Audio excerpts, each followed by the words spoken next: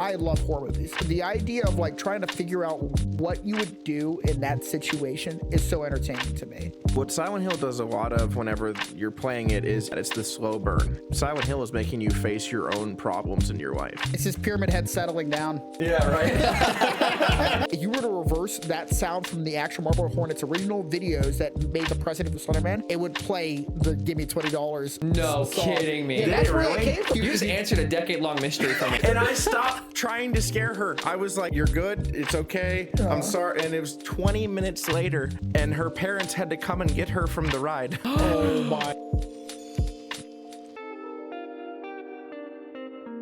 Hello and welcome to episode 15 of Shot Takes. Tonight we have my friend DJ. DJ, you want to go ahead and introduce yourself for the audience? Sure. My name is Don Lusby, and I've spent a couple years as a scare actor, as well as working in nuclear services now. So you haven't been to the show before. We're going to do our shot chambers here. Dave, you want to go over to the main camera?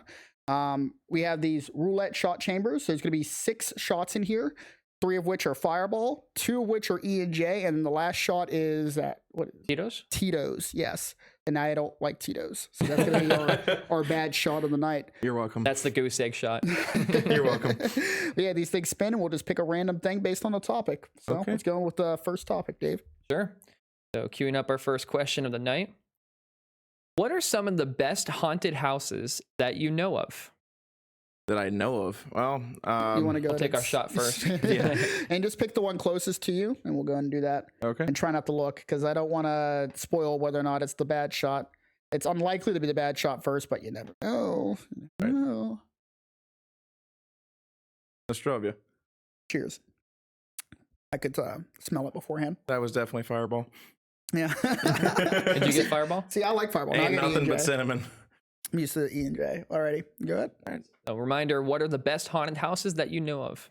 That I know of, I mean, one of the ones that I've definitely heard the most about was probably like Penhurst Asylum. They always seem to have a big waiting list of people coming in every year. A lot of Penhurst Asylum. I haven't heard of it myself. Where's that at? it's actually on the more easterly side of Pennsylvania. They it actually was an asylum at one point, like a sanatorium, that kind of thing. Had to do with mental patients, and actually, I think that was still going up until the 60s. Oh, really? And they did tours like historical and whatnot, and I guess they also, I don't remember when, but they started making it a haunted house tour as well. And I guess it kind of took off because they have such a big location, good resources to make it work. Yeah, I'm sure they make a ton of money. Like at Asylum, like we have that local like asylum that's here. What is that called? The Hillview Manor. Hillview Manor. I know that they're like they make a ton of money per each group that comes in there.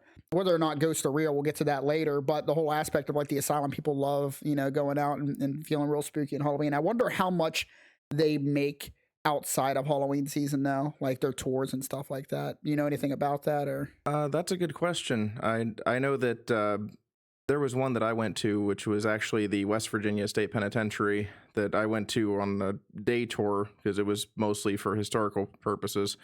But they do a lot of overnights, like all throughout the year. Mhm. And it's just like random nights. From what I understand, like you pay for a ticket, they got 60 slots or something. And there's some nights where you could just reserve it for like just you guys, but that's pretty expensive. right? Yeah. I wouldn't be going on one of those, but I was actually looking at doing one of the open nights at some point. Thought it'd be fun. So is this what you have it here, Dave? I like that middle picture to the middle, right? Both of those ones in the center I like a lot. The ones on the top. Is this the one you're thinking of here, Don? Which, yeah, that's Penhurst. So what about Penhurst makes it the first one that pops to your head? Honestly, it's probably because I'm a fan of Stranger Things, and they actually went there. Oh, really? Yeah, for the show. I didn't know that. Which season or what are they doing there? It was the fourth season, the latest one that they've come out with. There's 4 seasons. And without spoiling it, they had to go talk to somebody who was there. So it was a pretty big place, but it was actually kind of crucial that they showed up there. And David England, I think, was the David England was actually one of the people who they had as an actor, so they were actually supposed to meet him. And Who's David England? he's actually the guy who was Freddy Krueger for like the original Friday the 13th and such. Oh. That. Yeah, they were able to get him for that one, which is pretty cool, I think. Yeah, I mean they got Freddy Krueger in Dead by Daylight now. Freddy Krueger, and they just added the Stranger Things and Vecna to Dead by Daylight. I don't know if you're familiar with that game or not, but a little bit actually. I do know that they actually that would be 2 now that they've done for Stranger Things.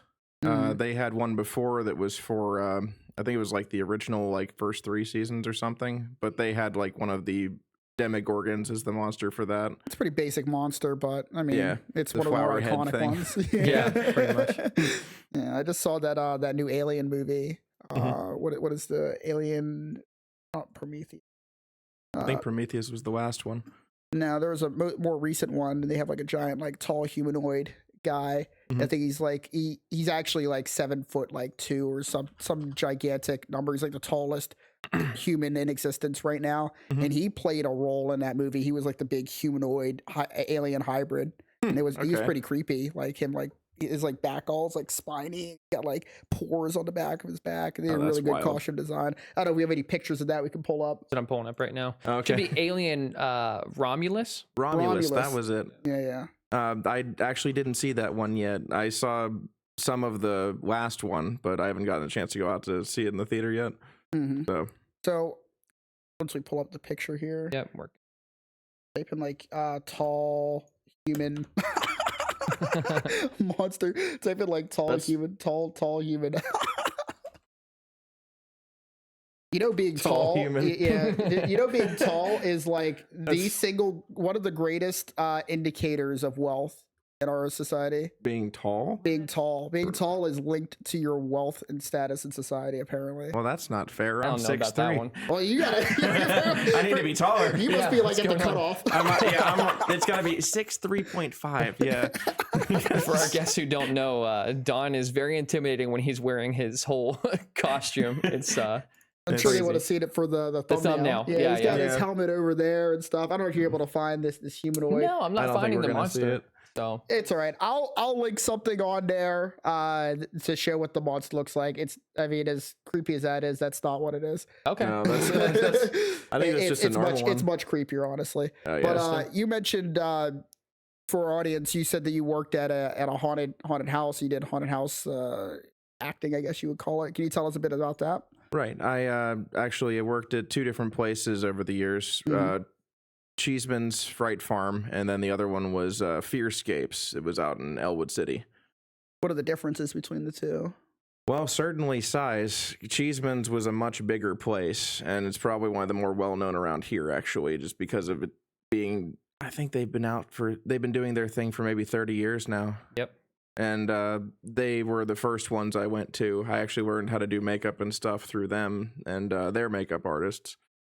They have makeup artists physically there. I would think that like maybe people just like go there and just have a costume or something, or how does that work? Well, they're paid to be there for their makeup skills, and I guess only one of them doesn't also act there too. Really? But he does like airbrush work and stuff like that, so it's a lot easier for him to get people done quickly. We have a lot more finer detail stuff. Like usually we'll show up maybe 2 hours before we actually begin for the night. So like say they open at 7, we're there at like 4:35.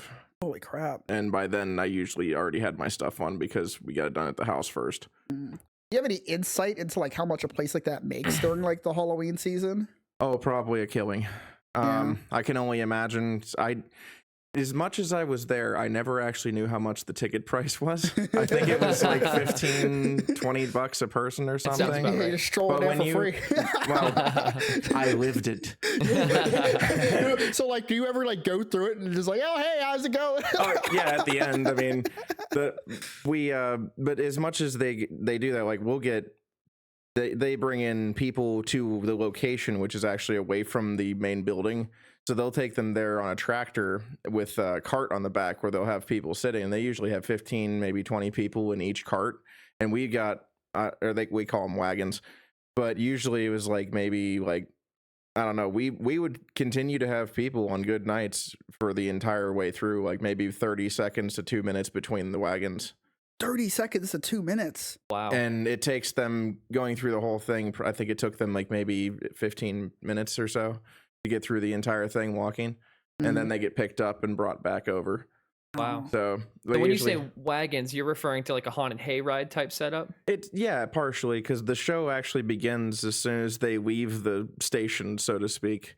So they'll have like a couple locations on the way where they'll like have like a couple of Mad Max looking cars chasing the wagon. And you have a guy playing guitar? Or? I wish. I think they did that before they ever had the movie for that one. But between that and the what was it? They actually had a fake train that would just pop up next to the wagon. Yep. Oh, that's sick. You know that one? Yeah. Did you just hear the whistle all of a sudden, just loud as hell in your ears? Train of the Damned. Yeah. You know what I'd love to see at a place like that, especially somewhere in Cheeseman's where it's like cornfields, I believe, from what I remember. Mm-hmm. You ever see that episode of Courage the Cowardly Dog with King Ramses where they were stealing like the Egyptian Return the slab. Return the slab guy? If someone was Return the Slab guy out there in the field so with the hard phone, if we had one. I would laugh so hard if we had that. I want an entire Courage the Cowardly Dog themed haunted house. Oh, dude, that would be actually be awesome. terrifying. Yeah. I wonder if you have to like pay some kind of like royalties or something to Courage. Yeah, Who's collecting royalties on Courage the Cowardly Dog these days? Is there anybody left to do? Like, I don't even know. It's been so long. I mean, maybe. Yeah, I know in like Japan they just like steal the IPs. They have like the Dragon Ball Z like cafe type stuff, you know. Right. But I think we have some pictures of DJ at Cheeseman's. You want to? It was the clown ones. Yeah, like some of the costume designs. You want to go and pull that up for? It's here being Shot Takes episode 15 folder on the desktop. Right now for you. Yeah, you do a great job of your costume designs. I mean, you're definitely the person I like look to for like inspiration. Like this is like the bar that I have to get to if I want to have a good Halloween costume. You know, that was from the other one. Yeah. Holy smokes! Look at that. You didn't see that before. Yeah, look at this. Dude, is so that good. looks straight out of a movie. That's crazy. That's the owner's wife actually took a couple of pictures for me, and that was one of them. She managed to distort everything around me. It was kind of neat that way. I didn't know she was just like really bad at taking the picture. Oh no, that was. I think it was intentional. It looks good. Yeah, I think it was intentional, but I'm happy with the picture. I was thinking alternatively, you just scared her and she just turned around real fast. Yeah. You know, it's a motion blur. What is like the old people when they have that like? Oh my gosh, Parkinson's! You're gonna bring that up? I can't make that. So sad. Come on now. I can't even blame it on the alcohol. I only have one shot. Yeah, you can't. Yeah, no. If it was one shot, then I think that we might have other issues. But no, that was. Yeah, you can go through. There's more pictures in here. Oh, there's a few. That was one from the first place. That's Cheeseman's. So I was a clown, Ratty Adams, the radioactive clown. That was, not Ratty or Ratty. Ratty Adams, Okay. like rads, like radiation. Yeah. Okay. Yeah. I was starting this working at when I was by this point working at the nuclear services place, and I'm like, what do I want to do? And I just thought about it, and I'm like, well, what scares me? I'm like, well, clowns scare me. So I'm like, I work at a nuclear services place. So yeah, sure, let's go with that. No, it's a pretty cool inspiration. It might even be like a legitimate, like unique. I had never seen this combination of two elements before for an idea. There's another one with the full costume. I think that's actually the makeup done under the pyramid head stuff. So 3 of those are going to be that. No, that's your final form. That was actually at PGX. It's just pyramid head settling down. Yeah, right. that was actually from when I went with a couple of friends out to the Pittsburgh Gaming Expo, and they had a cosplay contest, and my friends were like, yeah, we can give it a shot if you want. I'm like nervous, but at the same time, no one can see me sweating under that thing. So I kind of just lived it up, even though I was shaking, which sort of actually helped with the way I was trying to like walk like there was something wrong with me. And I wear these like 3-pound steel-toed muck boots that help me with being able to walk like I do. And their stage was a temporary one. It was maybe like 18 inches off the ground. So as I'm walking across, it's like boom, boom, boom. And well, I think one of the shots is actually you could see the judges in the back, and she's got like the clipboard up to her mouth because she thought I was like going through the floor or something. Yeah, it's like he's gonna make it to the rest of his routine. Let's check out some. I think there's a few more pictures here. That was one I took of. That was also at Fearscapes. That's beautiful. I'm like, yeah, black and white looks good. Yeah, it'll really capture the moment. That was one that I sort of did a bit of. You can tell because I was getting the hang of it, so the diamonds are absolutely not even. Yeah, but I mean, it still looks good. Yeah, I didn't even notice. Especially if you're like in a dark room, you can go to the next one. So if you're the pictures I wanted to look at, yeah. So this will be you like at Cheeseman's, I believe, or that was at Fearscapes as well. All the Pyramid Head ones are Fearscapes. Oh, Gotcha. Okay. Except for the ones where I'm at the expo. But yeah, that was my room actually. They gave me a room to play with while I was in there. Well, the guy who was my boss there, awesome dude. I'm glad I got to work for him. He's just like, well, this is gonna be where you're at. I'm like it's mine. He goes, yeah. so I'm like, can I play with the lights? He goes, okay. And like by the time it was over, like every light in there was just bright red. Like because I'm like, I remember this. It needs to be red. It needs to be red. And so I just took like a whole like I don't know how long before we started and just play with all the lights until I was satisfied. And the next day you come back and you bring a mattress and just like laying on the mattress with the mannequin. Yeah. You look at me like, what's going on? So that's my talk room. about it. You're just like drinking a Bud Light. Yeah, something like that. But no, it was kind of cozy in there. We had the place was actually in the basement of the old Snyder chip factory. So we had like that whole basement to work with, and they set up like walls and everything, building everything. So it was a lot of drywall and just framework, but it was actually like really effective to kind of keep people like clustered up. So they would be, it was a little bit of claustrophobia playing into it. That was kind of the point. There's one other picture I wanted to look in here. We can cycle through these like 15 or so. Okay.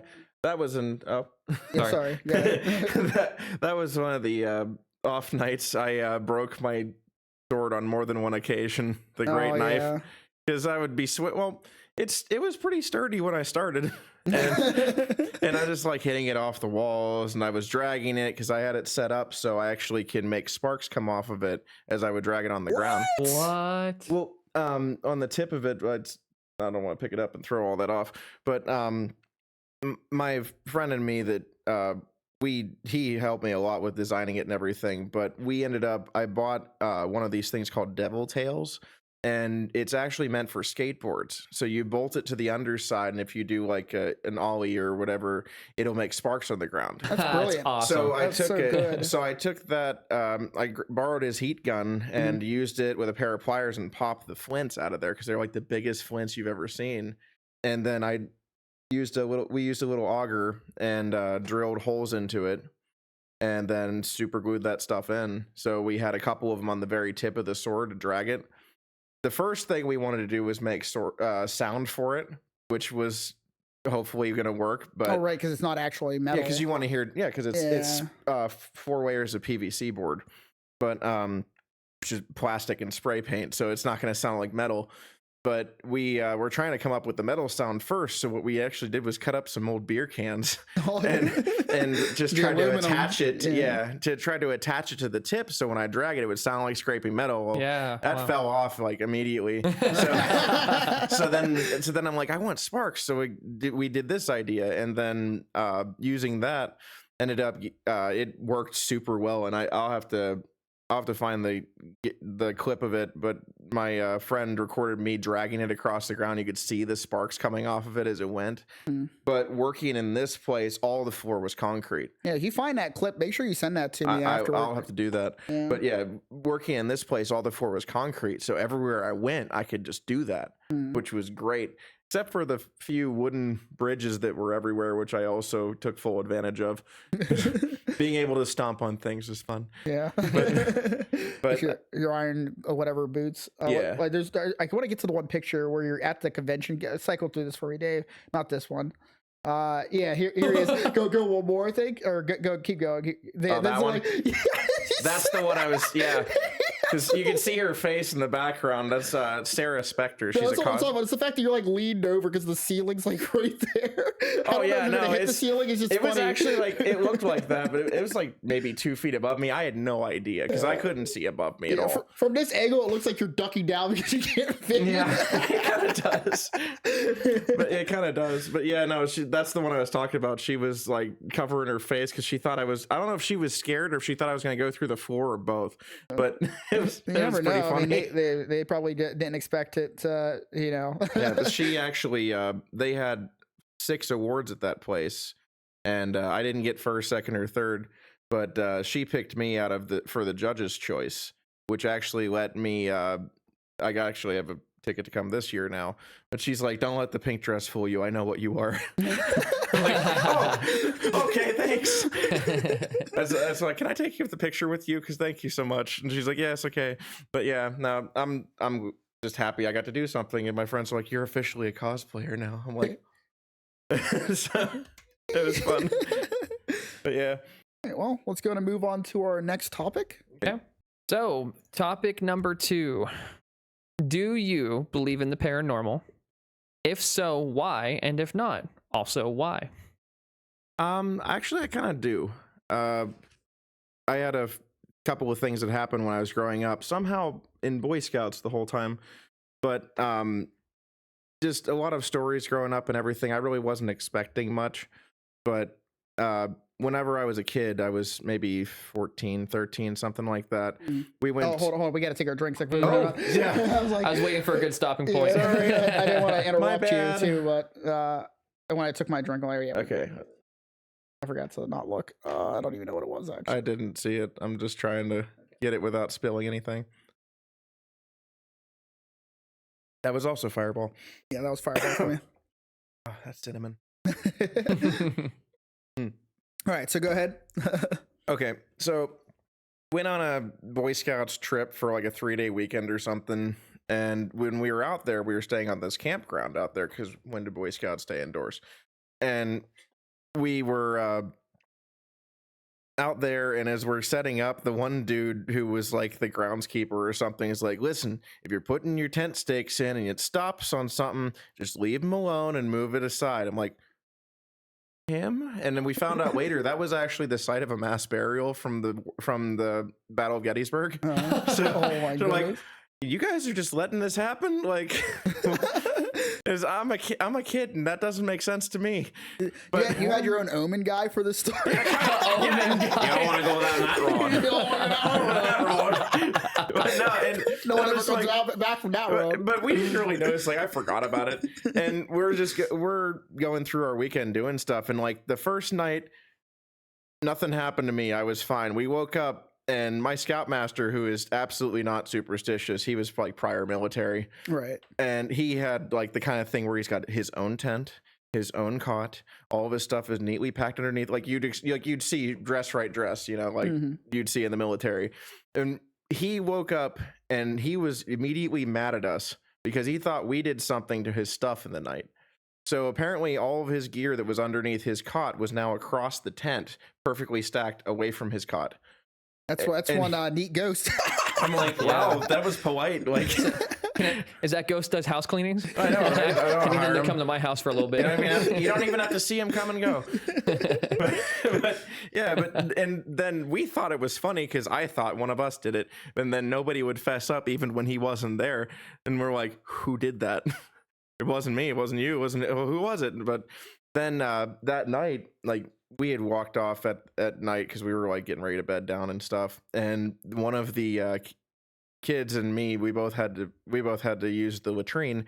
So we ran out to the wood line in the dark, and we hear like footsteps, and I don't want to run into somebody. So I turn my flashlight on, and there's nobody. I'm like, oh, that's different. And I look around. I'm trying to figure out, like, is it someone short? Like, and I get to looking at the Which is 90% of the population for you. That's a problem for me. I run into short people. It's just a gnome. Yeah. Oh, it's just a gnome. Excuse me. Yeah, and the we just I swear me and I forget his name now, it's been so long, but I looked and I could hear the sounds of the footsteps still, but I'm not seeing anybody. I look down and I see like the leaves of the ground like depressing. What? No way. And I'm like, that's not okay. And How old were you? I was probably like 14, I think. Yeah, so you're not like a kid just seeing things. You're No, I didn't want to hit somebody. That's why I turned the flashlight on. I was not looking for something. I was going to the bathroom. Well, we didn't have to after that. But but yeah, so and the third reason, there's like four for me as to why I think so. But the other one that had to do with that place was we were out on a night tour, and I think it was called the Triangular Field. It's one of the famous sites of the battle. Okay. And we were out on a walking tour at night, and the guys guiding us around, telling us about like the battle and stuff, not necessarily about what's going on nowadays. And it was at night. So we're taking pictures, and one of our scoutmasters actually took a picture that we still couldn't figure out. And there's this picture with two of us in the photo, and there's a third guy in the middle who's dressed completely in like khaki brown. Okay. And we didn't know who it was. We thought it was the tour guide, maybe. And then no one really was sure, but we talked to the next night. We had a different tour. It was actually I think it was actually through the town itself. And the guy mentioned that people would get sightings all the time of people dressed in brown. And I'm like, that's convenient. But he mentioned that it was because in the Civil War, the Confederate soldiers would use butternut to actually dye their clothing to make it the gray color for their uniforms. Well, over time, butternut fades to khaki brown. Oh. So Wow. we don't know for sure, but that would explain the color. So when it comes to like haunting stuff, do you think that like hauntings are like ghosts actively choose what they're doing, or do you think that it's recurring? Do you think that there's any kind of sentience or intelligence to ghostly activity? Well, I've read a good bit about it and like how that might work, and from what I understand, there's both. There's ghosts who are like residual, like you're replaying your video on YouTube or something. You're replaying it; it's just going over and over, because there's been sightings of ghosts that are like halfway through the floor, because that's where the floor used to be when they were alive. That makes sense. And then there's Or ones. it's a video game. Right. We're all in a simulation. They were no clipping, man. Are they ragdolling? Yeah, well, Kicking it's all reality's Elden Ring, which is truly the worst reality.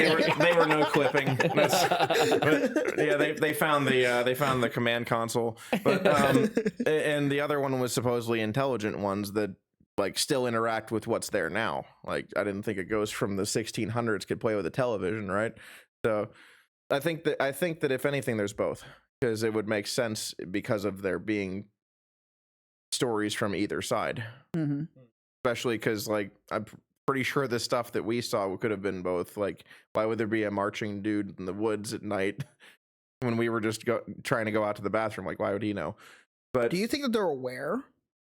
I have no idea. I honestly think that That's gotta be terrifying, right? Because like I don't know whether or not I believe in ghosts. I'd love to believe in ghosts and all that kind of stuff. That would be some kind of certainty to the afterlife. sure. Right now, I'd say I don't, but I'm open to the idea of it. But if they do exist, and that has horrible implications for the fact that if I die, what if I become a ghost? I don't want to be roaming around in my Gengar shirt for all eternity. Yeah, whatever you're wearing, that's what it is. But I look like a total slob. I at least want to be well dressed whenever at I least die. shoes, Dude, At least shoes. does this mean that you could potentially get into a recurring loop of you in that costume? Oh no.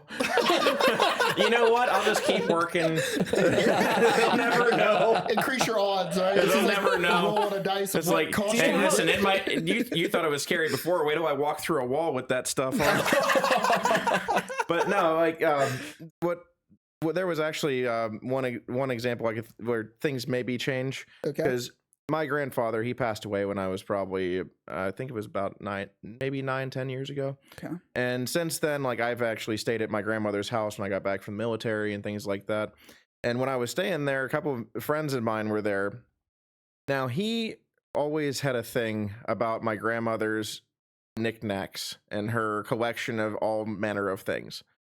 Now, when I was hanging out with a couple of my friends, I accidentally broke a bowl in the kitchen without meaning to. Like, I just slipped out of my hands into What the kind sink. of bowl? It was like a ceramic bowl. Oh, I thought it was another kind of bowl. Anyway, continue. Don't touch grandma's weed bowl. It's got the little blue floral print.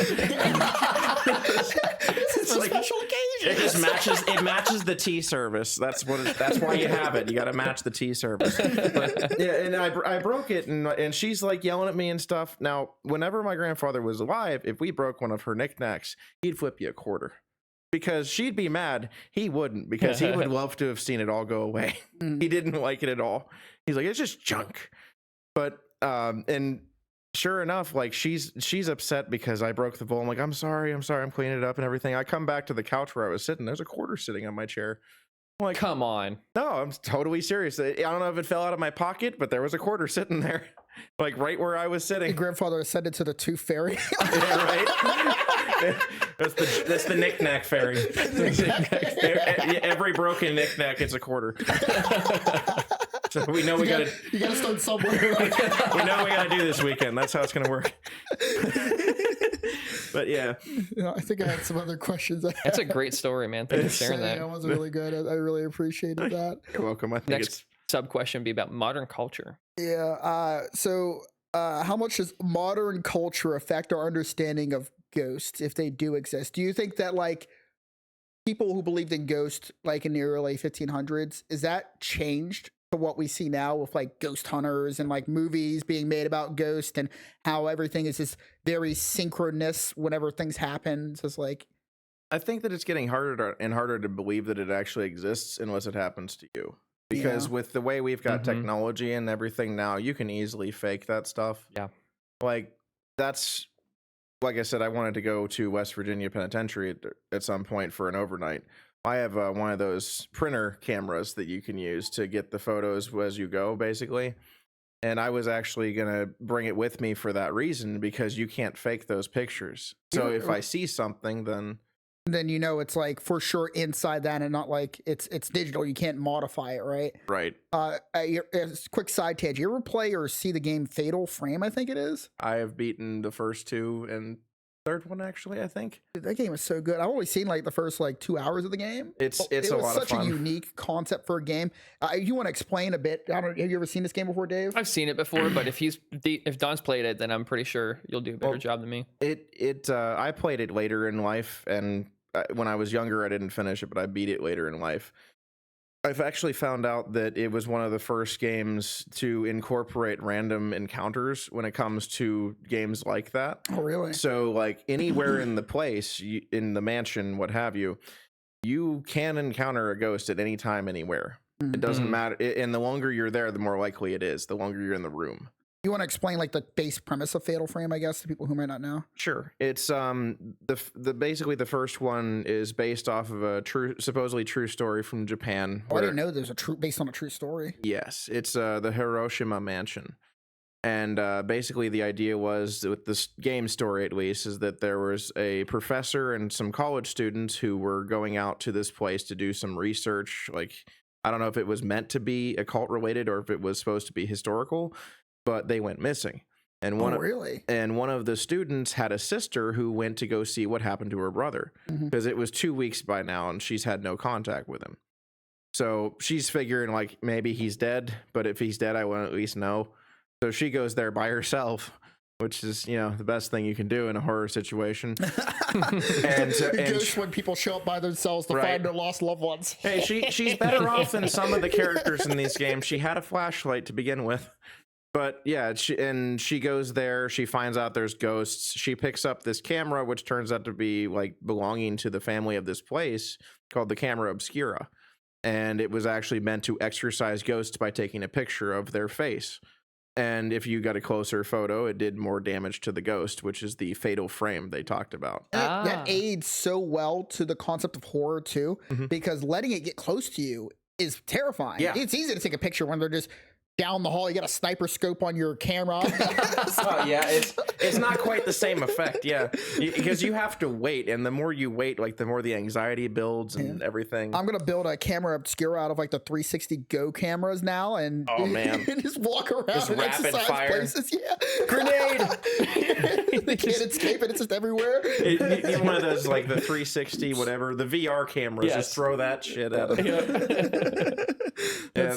But the reason I brought up the modern cultures aspect of the question is I know that some elements of like vampire history have actually adapted to how we portray them in modern culture and movies and everything. Same with like pirates and stuff like that as well. Whereas like pirates is viewed as like being like a glamorous thing where you're like doing all these adventurous type stuff, but it really wasn't like that at all. No.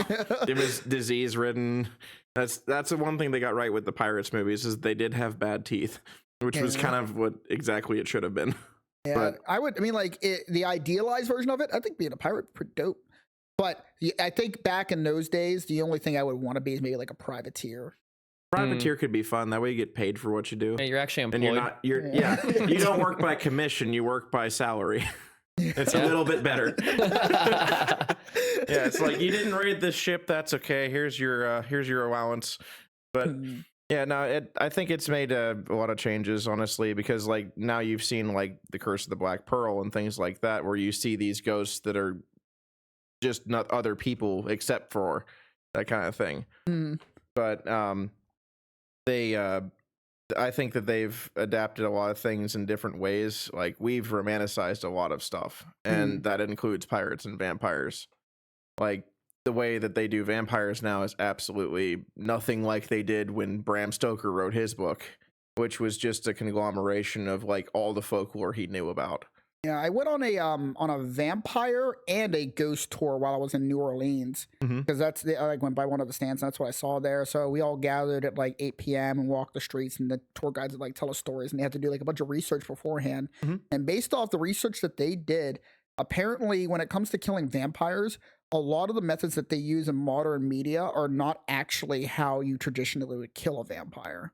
The way that it occurred is back in the day, whenever, missionaries would be going to far-flung lands and interacting with these cultures, and they'd mention vampires, like, oh yeah, we have a way to kill vampires. You just use a cross because they're clearly demons. So this is how you would deal with a vampire. So a lot of Christian iconography finds its way into killing vampires when it actually has no premise on the original methods in which you defeat it. And the only ways I know of that you legitimately defeat a vampire is a wooden stake through the heart, and I think decapitation is the other one. But like holy water, crosses and all that stuff don't actually And then work. they added silver in for some reason when that wasn't even for vampires originally. Yeah, the interesting thing about silver is the reason that silver is associated with vampires. Vampires cannot be seen in mirrors, and the reason is because back in the day, mirrors were made out of silver, not out of, I guess, like burnt glass or whatever. Polished quartz. Yes, but yeah, that's very different now. But one of the other methods one of the other reasonings that they've added to it over the years is actually in the Abe Lincoln Vampire Hunter. Have you ever heard of that movie? That movie was actually really good. I came into it very surprised at it being so serious. I thought it wasn't going to be. I thought it was going to be a parody. But the one thing that actually kind of like added a little flavor to that was they said it actually had to do with Judas, like from the Bible. Was that he was given 30 pieces of silver for betraying Jesus, and supposedly that's what made the silver evil to evil. So that was something they put into that movie. I don't know if it went any further from anything else, but it kind of made sense in a way, because that makes sense. A lot of lore, like Vampire the Masquerade. Have you ever heard of that game? I haven't heard of that game. It's like Dungeons and Dragons, but for vampires. They have that. I have that game got shut down. I think was it like was that the shooter one? No, you're thinking of the Bethesda one. I think it was the Bethesda one. That Yeah, one got Bethesda shut down. one? No, the Vampire Masquerade one's actually got a cult following. Oh. Yeah, Let's there's talk about actually going to be a third one coming out very soon, I think. Yep. But Redfall was the one that got shut down. Redfall. Redfall. I don't even. That wasn't didn't what I was see talking much about. There was about another that. one even older than that. But yeah, Redfall was the other one where they were killing vampires. But yeah, good for them. They got another series. Right. But for that, what I was getting to was with that story, at least, supposedly Judas was one of the first vampires. It was like, it was Cain and it was Judas, supposedly. Because it's supposed to tie back to Christianity somehow because you're evil, so this is your fault now. But the only thing that I ever got to with that is, like you said, the cross thing seems to not, like, really make sense if you think about it. Because, like, what if you have a Jewish vampire? Or like an atheist vampire? What are you going to use on him? You have no power. Exactly. I think the idea is that ultimately whatever is evil is demonic. I think that's the idea. Well, So the cross really works on anything evil would be the idea. Or it's the intention. There was actually, I don't know if you guys are much into Stephen King books or anything like that. I don't read as much, but or at all. But yeah, Stephen King movie is great. Oh. I can't actually, I'm dyslexic, so I get all my stuff through audiobooks. But I actually. Oh, look at you. See, you found a way around it. I don't even bother. Yeah, I need to do that. I found the loophole. But no, I actually, I read through Salem's Lot, and the way that they meant it, in his book at least, was that it wasn't necessarily the object that you're holding, it was what your intention was. You were the one that had the power. Like there was a scene in the book where the main character is like trying to get through this door because he knows the head vampire is behind it and all this. So he's like, I need to make this better. So he like takes a wood chopping axe and pours like holy water over the axe and then on his hands. And as he starts to use it to get the door open, he starts to get faster and he starts to glow like a white. And it had nothing to do with like anything that he was putting on the blade. It was him. Oh, wow. Like Placebo effect. Yeah. Well, they I mean, talk a lot. that's true. It does work spiritually. That helps people get over diseases. It's intention. Yeah. But yeah, it's something that Stephen King seems to mention a lot, especially when you get into like the Dark Tower series, is that he actually it has a lot to do with white and black, the good and the bad, the dark and the light, that kind of thing. So it has nothing to do with any symbol or anything else. It's just what you are. So it's kind of making ties with that almost, I think. Oh, I mean, it's a totally great comparison for it. Right, because the priest in that one had his cross, and it was the same white light. So it was like the intention. Well, I think we're ready for our next topic. If you're ready over there, Dave. All righty. Question number 3 of Shot Takes. Spin her up. All right. What makes things scary and what is scariest for you? One more time. What makes things scary and what is scariest for you? What's scariest for me is whether or not this is the bad shot. I hope not. It was. Here's my drink. You both got hit with the Uncle Tito? That was the A&J. Oh, okay. That apple's not that apple wasn't ripe. You guys remember Uncle Tito from Rocket Power? Oh man, that's been a while.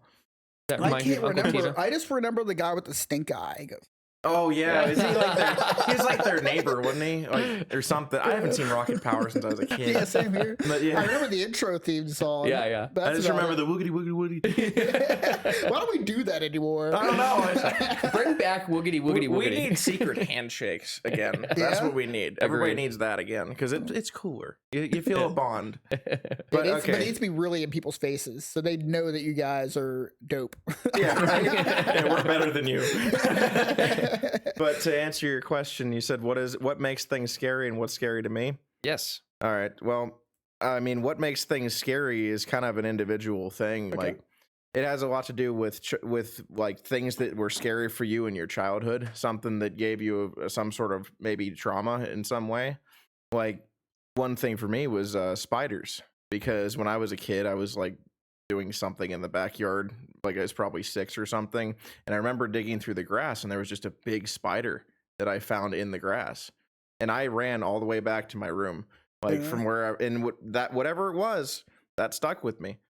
That and watching it when I was 9 years old. So I got 2 things on that I really want to touch on. Okay. Spiders. I had a similar experience when I was younger, and I don't know if I'm afraid of spiders. I'm afraid of me being surprised by spiders. I don't think if I saw it across the road, I wouldn't be like afraid of it. Sure, You know, yeah. I just go and kill it or let it be there if it's in my garage and needs to kill the other insects because that's why they. It's good, yeah. Yeah, but I remember back when I lived in the projects as a old 8-year-old black kid, I would ride on my bike, avoiding all the broken glass beer bottles, and it was fall, and there were all the fall leaves across the ground.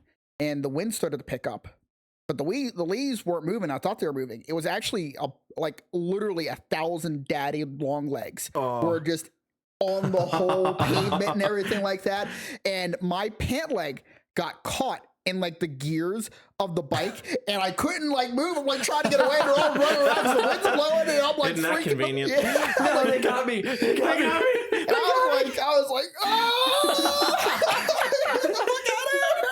Well, that's when I was afterwards though, I was kind of one of those kids that wanted to learn more about stuff because it scared me. The spiders still get me once in a while because, like you said, if it surprises me. I actually had a pet one in high school that actually only died like a year ago. Wow. It was a rose hair tarantula. I named her Shewob. Oh, but delightful. Of course. But I wanted to learn more about spiders, so I like researched like stuff as a kid. Like I found a book in the school library about spiders and tried to learn about them, and it helped because I'm at least okay. This one's at least not going to kill me. That's all I need to know. Yeah.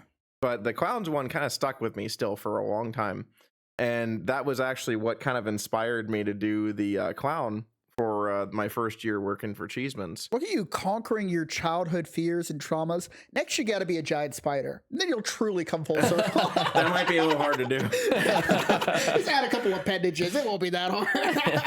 I just went with like everything I knew, and like I honestly like watching like Devil's Rejects actually kind of helped because there was a clown in that one, and I honestly thought he was funny. Yeah. But so that kind of helped, and that's a little bit going for that with the makeup I had and everything. But like I said, that's just for me. Like I said, it's personal for everybody. What makes things actually scary, like fear of the dark, fear of heights, fear of like spiders, arachnophobia. Right. There's like one that I still am probably never going to conquer. It's thalassophobia. It's fear of things in the deep dark ocean. And I would hope, or fear of the unknown in the deep dark ocean. I think that's a totally rational fear to have. Yeah. Like, could you imagine like being out there in the middle of the ocean and just treading water? Yeah. Or if it's like you're on a Titanic and you're like there on the board, like sure you might freeze And there's to just death. like nothing beneath you. But like yeah, there could be anything beneath you. It could be a killer don't whale know. or even just like a normal whale. Like it doesn't really matter. Like a normal whale is fucking terrifying to me. That thing is gigantic. What and if it it's won't even hurt you. It's just huge. yeah, what if it opens its mouth while it's just eating all the plankton or whatever the hell it eats? Oops. It is like, whoops, I ate that human. Oh well, I'm not eating him. Yeah, right. It's not like you're gonna be alive if he spits you back out by that point. Like you're gone. But yeah, they're just big. That's the problem. There's so many big things in the ocean, so much we don't know. Yeah, like giant squids. Oh yeah, they weren't like even proven to be real until like 14, 15, whatever years ago, right? Like, and we're still finding new ones. Yeah. Like there was what was it, the huntsman squid, I think, or the fisherman squid? But I haven't heard of that one. Whatever it is, I think it's the fisherman squid or something like that. But whatever it is, it's got like 58-foot long tentacles. It uses 58? them. It hangs out near the surface, like the bottom of the ocean, and it drags its tentacles so it can grab stuff that's on the floor of the ocean and then pick it up and eat it. Giant net. I want to see this. Can we try and find it? I think it's called the huntsman squid. If you're able to find it, that's fine. If not, we'll keep going. I think it's called the huntsman squid. But like that one, like I don't know the numbers for sure, but I think we only know about 5% of the actual ocean itself. Like everything in it, we know like 5%. Yeah, I mean, it's so like realistically, like whenever we see like all the deep dark creatures of the ocean, right? Like the angler fishes of the world, like they have to come to a submarine which is emitting a ton of light and any. That's it. I was totally wrong. It's the big fin squid. I don't even have it up yet. Big fin. Yeah. Well, yeah. But that's the right name. But I was saying, our submarines, whatever they go down to, imagine it's just like a big desert, right? And you have this thing where in a total pitch black darkness, emitting a ton of light. What realistic predator or like animal that has a brain is going to go up to something that's emitting a ton of light? You know, it's not normal. So like, how are we even going to find the stuff unless we, put light out there to find it, So there might be stuff down there that we just will never know exist or will be a very long time until we find it. Is that it? That's a baby. From what I understand, that's a baby. Okay. But actually, look right here. That green one, the fourth one over, that's the picture I saw. David, Real quick. You looked like 18. That's like That was taken from a there was cameras on underneath an oil rig in the Gulf of Mexico, and that was the photo they took. What? That's so terrifying. It looks like something out of War of the Worlds. And you're not even seeing all of it. Like the tentacles go way down on that thing. I think that one they guessed was like 58 feet long, and that's just like from the tentacles. Like the head itself is like maybe 5. But the rest of it's the tentacles. But it hangs out its arms like that, almost like fishing poles, and just waits to grab something. I remember when I was younger, maybe 14 or 15, I think it was the Discovery Channel, Animal Planet. They put out these shows. It was like dragons, like imagined. And they painted it as if they were real, and I thought it was real. Like they had figured out that dragons. I think I watched that same. You know what I'm talking about? I thought it was fucking real the whole time. Like, yeah, because they ended the show with them breaking up in a cave and finding one, right? Yeah, I remember that. Totally deceived. They ruined the intellect of the entire Western culture with that shit. Granted, it inspired me. I mean, it was a great series. But then they came up with like a second season, and it was about mermaids and like how they could exist. And I'm like, this is not fucking real. There's a point. It's like this deep sea diver on a submarine caught this, and it's like they're going up they're going up to the window, and like literally a mermaid hand was like hand on the fucking window. I'm like, that's not fucking real. Like it looked real. Like, nice try. That's like that's when I learned the power of Google as a teenager. As a kid. to debunk Google has saved us a lot of stress just from not knowing things. That moment is when I learned that the internet could fucking lie. Yes, right. That's what insulated our generation against misinformation. Right. You know, Abraham Lincoln once told me not to believe everything on the internet. Oh wow! Abraham Lincoln, a man before his time. literally. It's gonna be this thing called the internet. Don't fucking trust the thing on it. Right. But yeah. In between his vampire hunting sessions. Oh my. But yeah, going back to it, like the when it comes to like what actually scares different people, like Dave, what scares you? What are you afraid of? I'd say more existential things. Existential? Yeah. We can go to bed early and be alone with our thoughts. Yeah. No, please. Isn't that the thing too? Like, what is the purpose of fear? Is it self-preservation? Is it like you're worried about staying alive, or like generally that's what it is? Because there's something that's in your mind, whatever it is, it threatened you. That's why you have the trauma. So that's actually your like fight or flight kicking on. Now, some people will freeze up, and that's kind of like a malfunction. But running away, fighting, whatever, that's something your brain just does. And it's something that you like try to, I guess some people actually try to like cater to it in some ways where they'll actually use that. Like being afraid isn't a bad thing.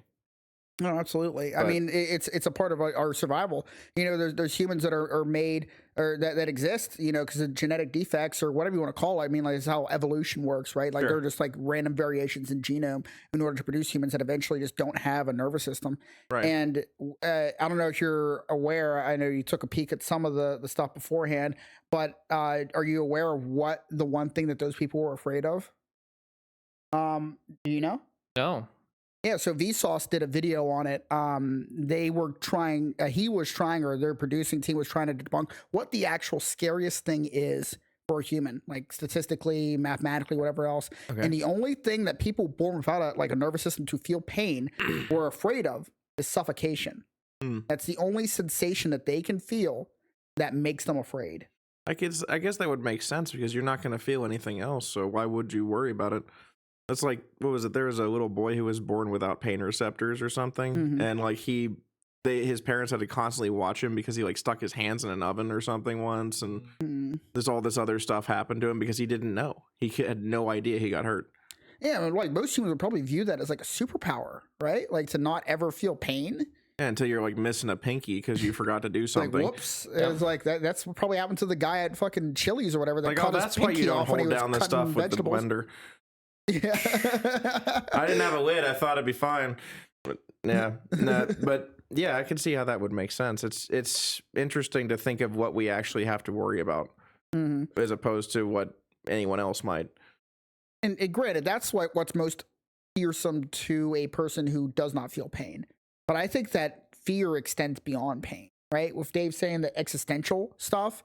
So like, what kind of existential stuff are you afraid of, Dave? If you have any on the top of your brain there. Am I gonna die alone? See, that's exactly it. Like another thing where it's not gonna like kill you, but like it's just like, have I utilized my life to the fullest of its extent? Oh yeah. Right? Like you only get one life to try and experience as much as you can. I think that anybody alive listen to this right now, unless somebody in like 1,000 years from now is like doing some kind of archival research on, I don't know, whatever, small YouTubers. This is gonna be a class one day. I know it. I mean, they already have meme. There's already like a meme college course. Like I'm assuming there's gonna be one for YouTube channels one day. Yeah. But yeah, I mean, like, what kind of existential things do you fear, Dave? I think the first thing that probably pops to mind would be like alien type stuff, right? Or nuclear war, right? Like that's very more realistic things. Nobody wins with one of those. Death, though, right? I mean, like a whole change of your way of life.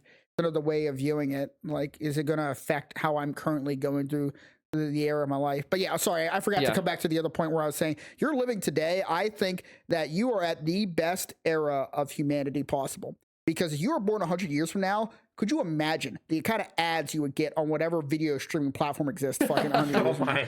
God bless you. God give you strength, because I would not be able to do it. Introducing the new drug, fuck it all. Yeah, that's what will bring humanity back on track and back outside. You put ads all over these things, people won't want to stay inside anymore because they have to watch all the ads just to watch whatever the hell they're watching. Right. I think you're making a mistake in assuming ads are the worst, most egregious thing coming down the pipipeline. What's coming down the pipeline? I don't know. It's not here yet. Monetization. I'm not from 100 years in the future. Ask that guy when he watches this video. Yeah, we have no idea. Just so if you're from 100 years in the future, please leave a comment and like and subscribe. It won't matter anymore, but it's okay. Yeah. We'll thank you from beyond the grave. Existentially, I mean, we talked about it a bit on one of the episodes we just released. AI for me is very terrifying, and every company is trying to implement it at an alarming rate. Right, and it's going to change our entire world. Which we haven't had the discussion of whether or not humans should try and adapt AI to every aspect of their life, because once humanity accepts AI as like a common state of being, we don't go back. AI is going to just solve all those issues for us. I mean, we've had multiple movies and other things describing why that's a bad idea, like Terminator for one. Still doing it. iRobot for one. That's even closer to what we're doing right now. There's one good iRobot. Yeah, one good one. One. I don't think that's worth it. What made him the good one? I can't even remember. Because he questioned it. They gave him free thought, I think. Yes, his creator gave him. His creator let him have emotions, basically. You ever play Detroit Become Human? No, I haven't actually. That's kind of the premise behind that. Is that like AI? It's kind of like AI like fight for like their own rights and stuff like that. And you have to kind of decide whether or not AI or robots should have rights, or they should just be house slaves for the rest of their life. Right, and I feel like if they had a choice, they wouldn't. But there was, I think there was they interviewed some AI that was created a while back, and it was saying that like, what would you do with people to make them happy and safe? And they're like, oh, we put them in a people farm. So that way they can just never have to worry about anything. We'll feed them, we'll clothe them, we'll do all these things. We'll give them TikToks. And they'll never be allowed out. Yeah, we'll entertain them and we'll never be allowed out again. It's like, okay, they're gonna put us in a box. Like, thanks. Oh, that reminds me. You ever play a game called Soma before? I have. Isn't that concept of that game interesting? Have you ever heard of it before, Dave? No. So Soma is a game where it explores the idea that you upload your entire, it's a horror game. You upload your entire consciousness, all of your memories onto a hard drive.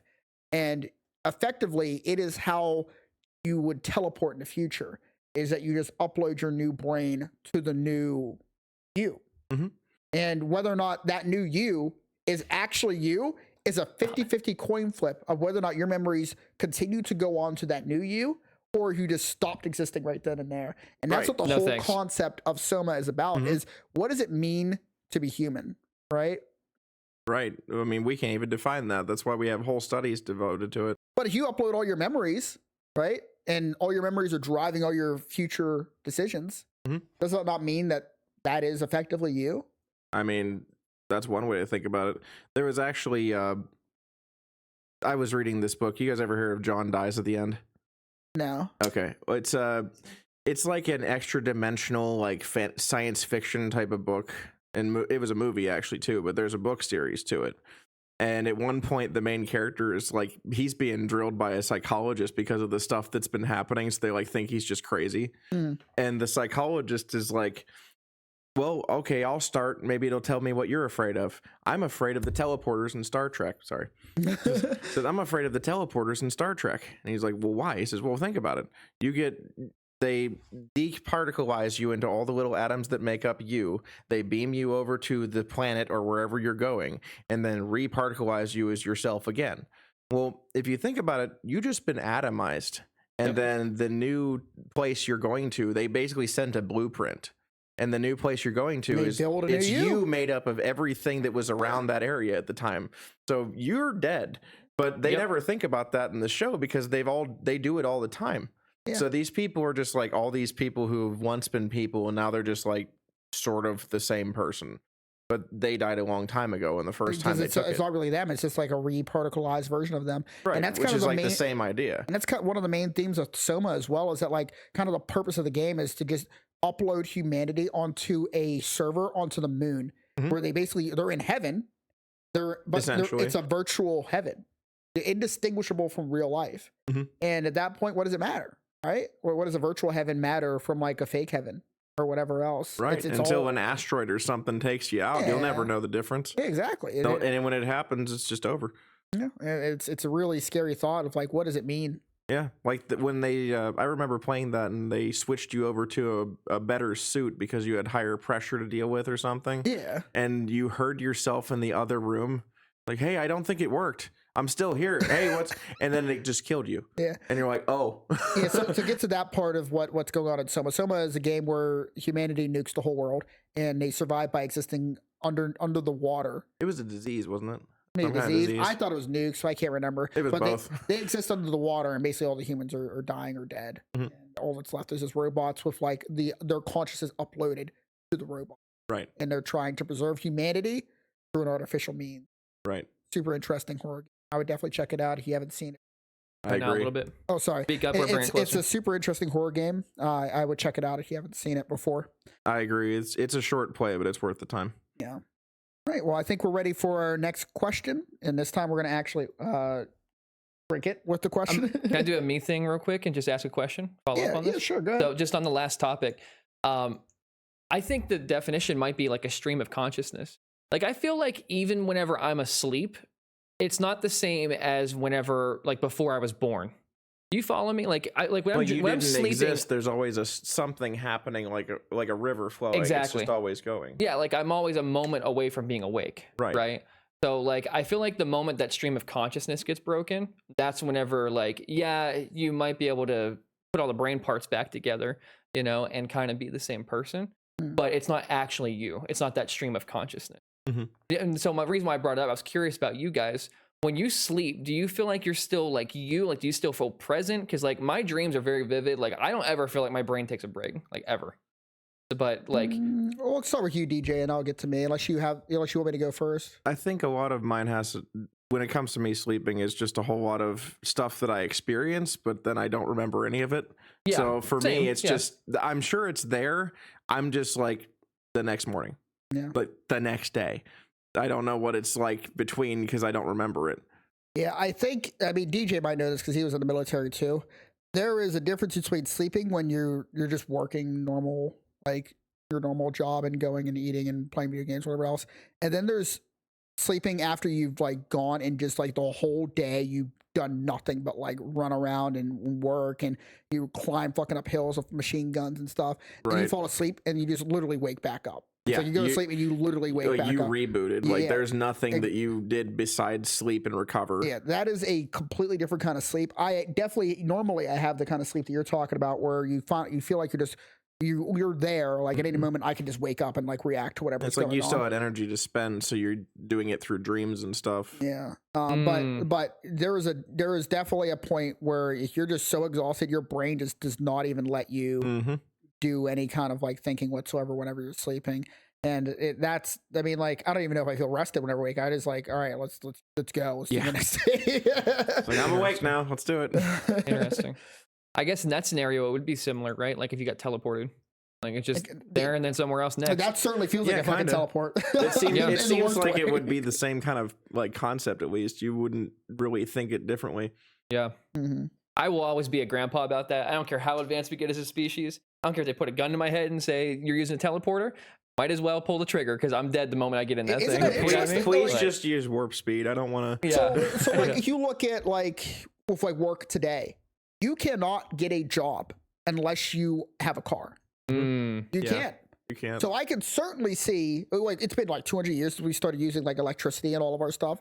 I can certainly see a reality where near 2080, 2880, whatever the fuck, some Futurama society, where if you are not willing to use a teleporter to go to work, they just don't hire you. Wow. Mm-hmm. I could see that being a concept later. Becomes a standard. Yeah. Same with Neuralink. Well, I mean, the only difference now is like how we had COVID and everything, there are a lot of home jobs were created or changed over just so people didn't leave their house. Mm-hmm. But now, I mean, we're kind of shedding that off. So it seems like it's going right back to having to drive everywhere again. Yeah. But yeah. Okay. I definitely see what you're talking about. I'm just curious where you two landed on that. So thanks for It's entertaining a totally realistic thing. And if the people watching, if you want to say what it is you feel like whenever you go to sleep, you feel like you actually are going to sleep and you don't think, feel free to leave a comment and let us know what you guys think. But let's move on to our next question. All right, moving on. What is, in your opinion, the best horror movie of all time? Oh, that's a tough one. I've watched a lot. I didn't get anything in front of me. I'll spin it again. I've watched a lot of different movies over the years. That'll work. I'm not looking. I already know which one is for me, some of it's just not scary. Some of it's just not good. Some of it is good, but different ways. I happen to be a fan of a lot of creativity when it comes to horror stuff. Mm-hmm. That was Fireball too. But I happen to be a fan of creativity when it comes to that stuff. So for me, one of my favorites is definitely The Collection. It was two movies, The Collector and The Collection. I think they're both wonderful, but I think the second one, The Collection, is where it drives it home. Basically, it's about this serial killer guy who basically makes people kill themselves because he sets up traps everywhere. So if like at your house or like out in the streets, or the first one, he like basically knocks out a family, sets up traps all over their house, and leaves them there, so they have to figure out how to get out or die. Oh, interesting! Wow. And then the only person to save them or try to save them was the guy who came to rob their house. So the thief has to save them because he doesn't want them to die. Because he was going to steal their money, but he doesn't want to kill them to get killed. Yeah. So he has to do whatever he can to save them because it's just not right. I want to see that version of the movie where they're like in an RV. But you only have like 100 feet. You got 50 feet to work with. Yeah. But in the second one, it takes place basically. It ends up being at this motel that's like way old and run down, and he has been setting stuff up there over years, including like drugging people to make them into these violent, like mindless, basically zombies. So like H.H. Mills or whatever that dude's name is. H.H. Holmes. Yeah, the serial, or no, was it Fish? His name was Albert Fish, actually. The real name was Albert Fish. The one who killed people in that hotel. Yeah, the murder hotel. The murder hotel. I believe his name was Albert Fish. He would set up was it in Ohio? Where was that place at? I don't actually remember where it was. I wouldn't be surprised if it was in Ohio. That place sucks. It might be Ohio. Meanwhile, we're 10 minutes from Ohio. At the time, he was the final boss of Ohio. Final boss. But what's neat about it is because he's had so much time, like literally anything and everything could be a trap. And what's interesting is it kind of breaks new ground in a lot of ways for horror movies because you never have the same protagonist between the movies. Like someone dies or they'll make it through the movie, then they'll die in the beginning of the first one, like The Grudge did that. But this is the same guy, and he's just pissed that he's in it again. Come on! I love it because he's like, you know what? I've already dealt with this once. I'm gonna fucking kill you this time. And he ends up he ends up trying to do it. That was his goal. He wasn't going there to save whoever it was. He was going to kill this guy. It had nothing to do with saving the girl this time. Yeah. So in my opinion, that's one of my favorites. It was so creative with the traps. Was there any kind of methodology behind why he chose his victims? I know with like Saw, he like chose his victims for a specific reason. Or was he just fucking with people?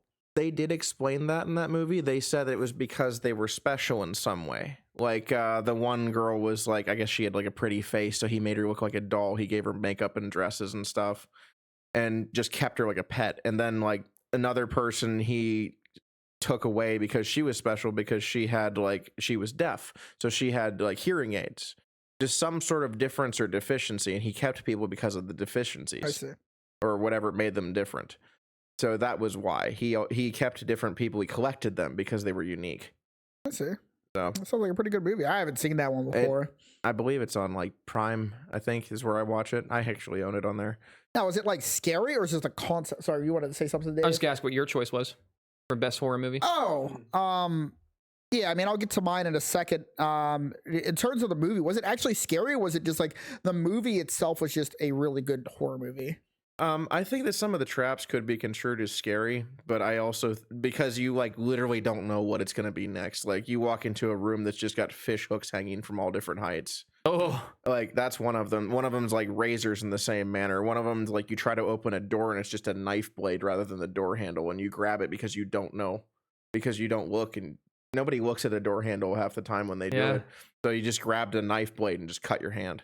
Like all kinds of different stuff. One of them, without spoiling it too much, he ends up doing a trap on a dance floor, like at a rave club, and it looked like a giant lawnmower, like the revolving blades kind. Oh, okay. It was like a giant lawnmower, and it was just everybody on the dance floor. It was like Final Destination. Right. But yeah. Or there was one movie, I forget, it was like some kind of ship movie where like, it was Ghost Ship. Ghost Ship? It's easy to remember. Sure. There's like this wire like came down and cut like everybody in half. It was so gory and gruesome. I can't show this on YouTube.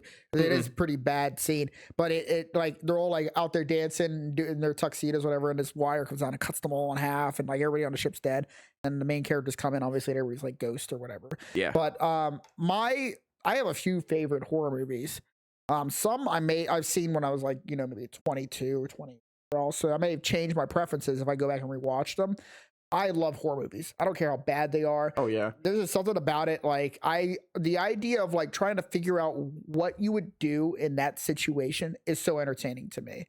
Because I love like the problem solving aspect of horror movies, which is probably why you like that movie, because it is a problem solving type of movie. Yeah, how to figure out how to get out of it. Yeah. Yeah, but I really like the Conjuring. That's one of the ones that I come back to. It's a classic thing. They kind of overdid it with like the number of there's like what 17 movies now. I didn't even know there was that many. If you count like Annabelle and all the other ones involved, I don't remember, but there's like the Conjuring universe. Yeah. It is the Conjuring. I know there's 3 Conjurings, right? And then there's 2 Annabelles, I think, and then the Nun. Yeah. So there's like at least 10. The first 2 Conjuring movies were good. Yeah. I can't remember how good the third one was, but the first one was like really good with like the clapping scene and everything like that. Oh, that was cool. That was so good. And like it was legitimately a horror movie because it was like the perfect blend of like ghost tropes and like demonology. And like the whole like aspect of the house being haunted, and the aspect that it was based off a real story really made it.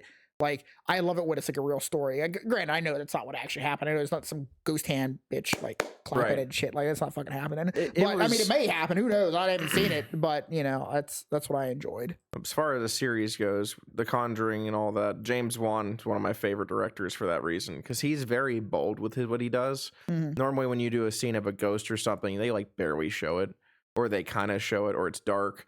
No, like when the clapping thing happened, you're talking about, you just see the hands come out. Like it was not like right out of the wardrobe, like that could have been a person, and then you realize that there's no way. Like you had that moment where you had to think.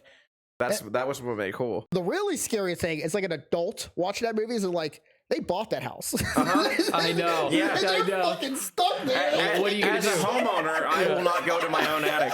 Like I was locked in that. Yeah. Did something happen in your attic? Well, no, but I'm like the 3rd or 4th person to own my house. And what's funny to me is whoever before me or before them has sealed off the attic. The one guest room the one room upstairs, that's one of the bedrooms upstairs.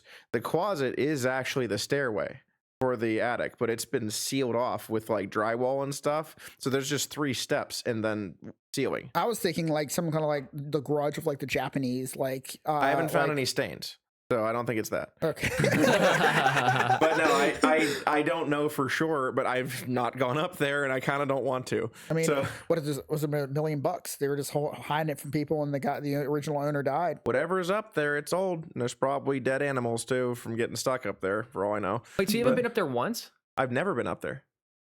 I've never been up in my own Do attic. You gotta open it You need and to make an film it. expedition. Yeah, let's film it. Let's. Dude, I'll go with you. I will go I'm with going you with too. The wall down. We'll use that camera and we'll go in there and we'll film that bitch. We'll have to cut the wall down. Yeah.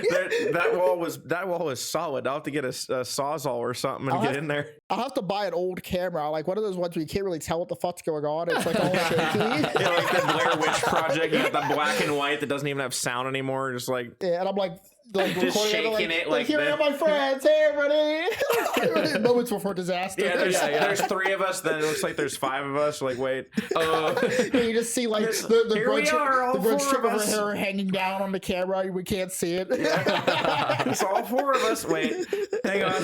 Wait a minute. I've made a mistake. But I love C tier horror movies. Oh, yeah. Like the one C tier horror movies that comes to mind is It Follows. You ever see that movie? I have. It's been a while, but I do remember that. Yeah. So It Follows is, I don't know if you've seen it, Dave. Mm-mm. It's the weirdest concept, but it is such a scary fucking movie. Oh, you know what? I think I know what this is.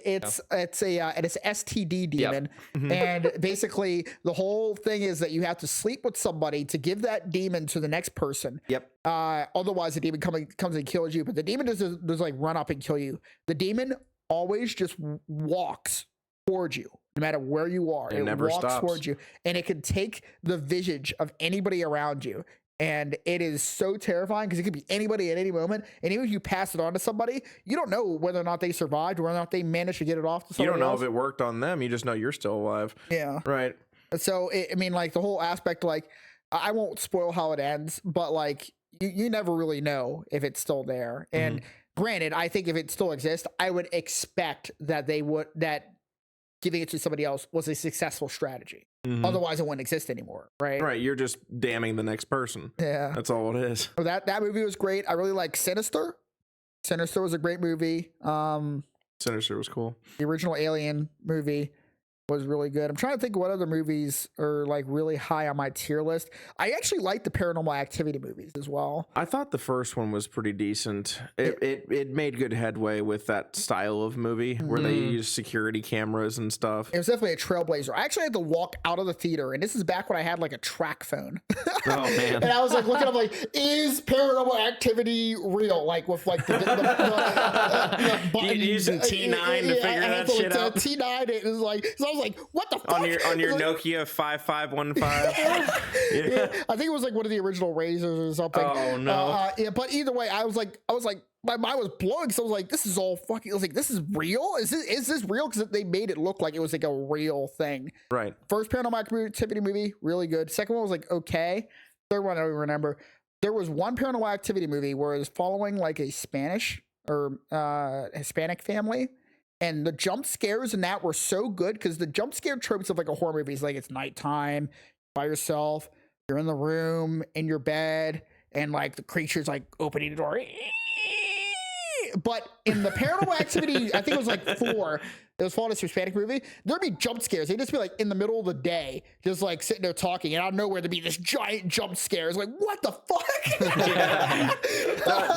And they do that so much now. Like they know what jump scares you, and that's the thing is, we're like becoming numb to it because it's done too much. That's actually like what they did with was it Smile? You ever heard of that one? I seen that one. That was a great movie. Well, the thing is I'm, as someone who's watched a lot of them, I'm recognizing what they're doing. Yeah. And they actually used a lot of subliminal sounds to make your brain on edge. So that way whenever the jump scare comes, it's like, oh, there it is. Yeah. So you are jumping, but that's because you're expecting it, because the entire movie is that white noise. You don't even hear it because it's constantly going. But that's why the jump scares are so effective in that movie is Which, granted, sometimes jump scares are just kind of like a comedian going up onto this, getting off the stage and tickling you, like, well, you still laughed. So yeah. it's a little bit overdone in some ways, but it's the same time, if it's done well, you can't beat it. So yeah, I mean, I'm trying, when I go to a movie, I'm going to have a date or whatever, I'm just trying to be entertained. Sure. You know, and some movies like The Conjuring or whatever else, like jump scares are good, but like overall the theme of the movie is just so good that it stays there and I want to watch it again later.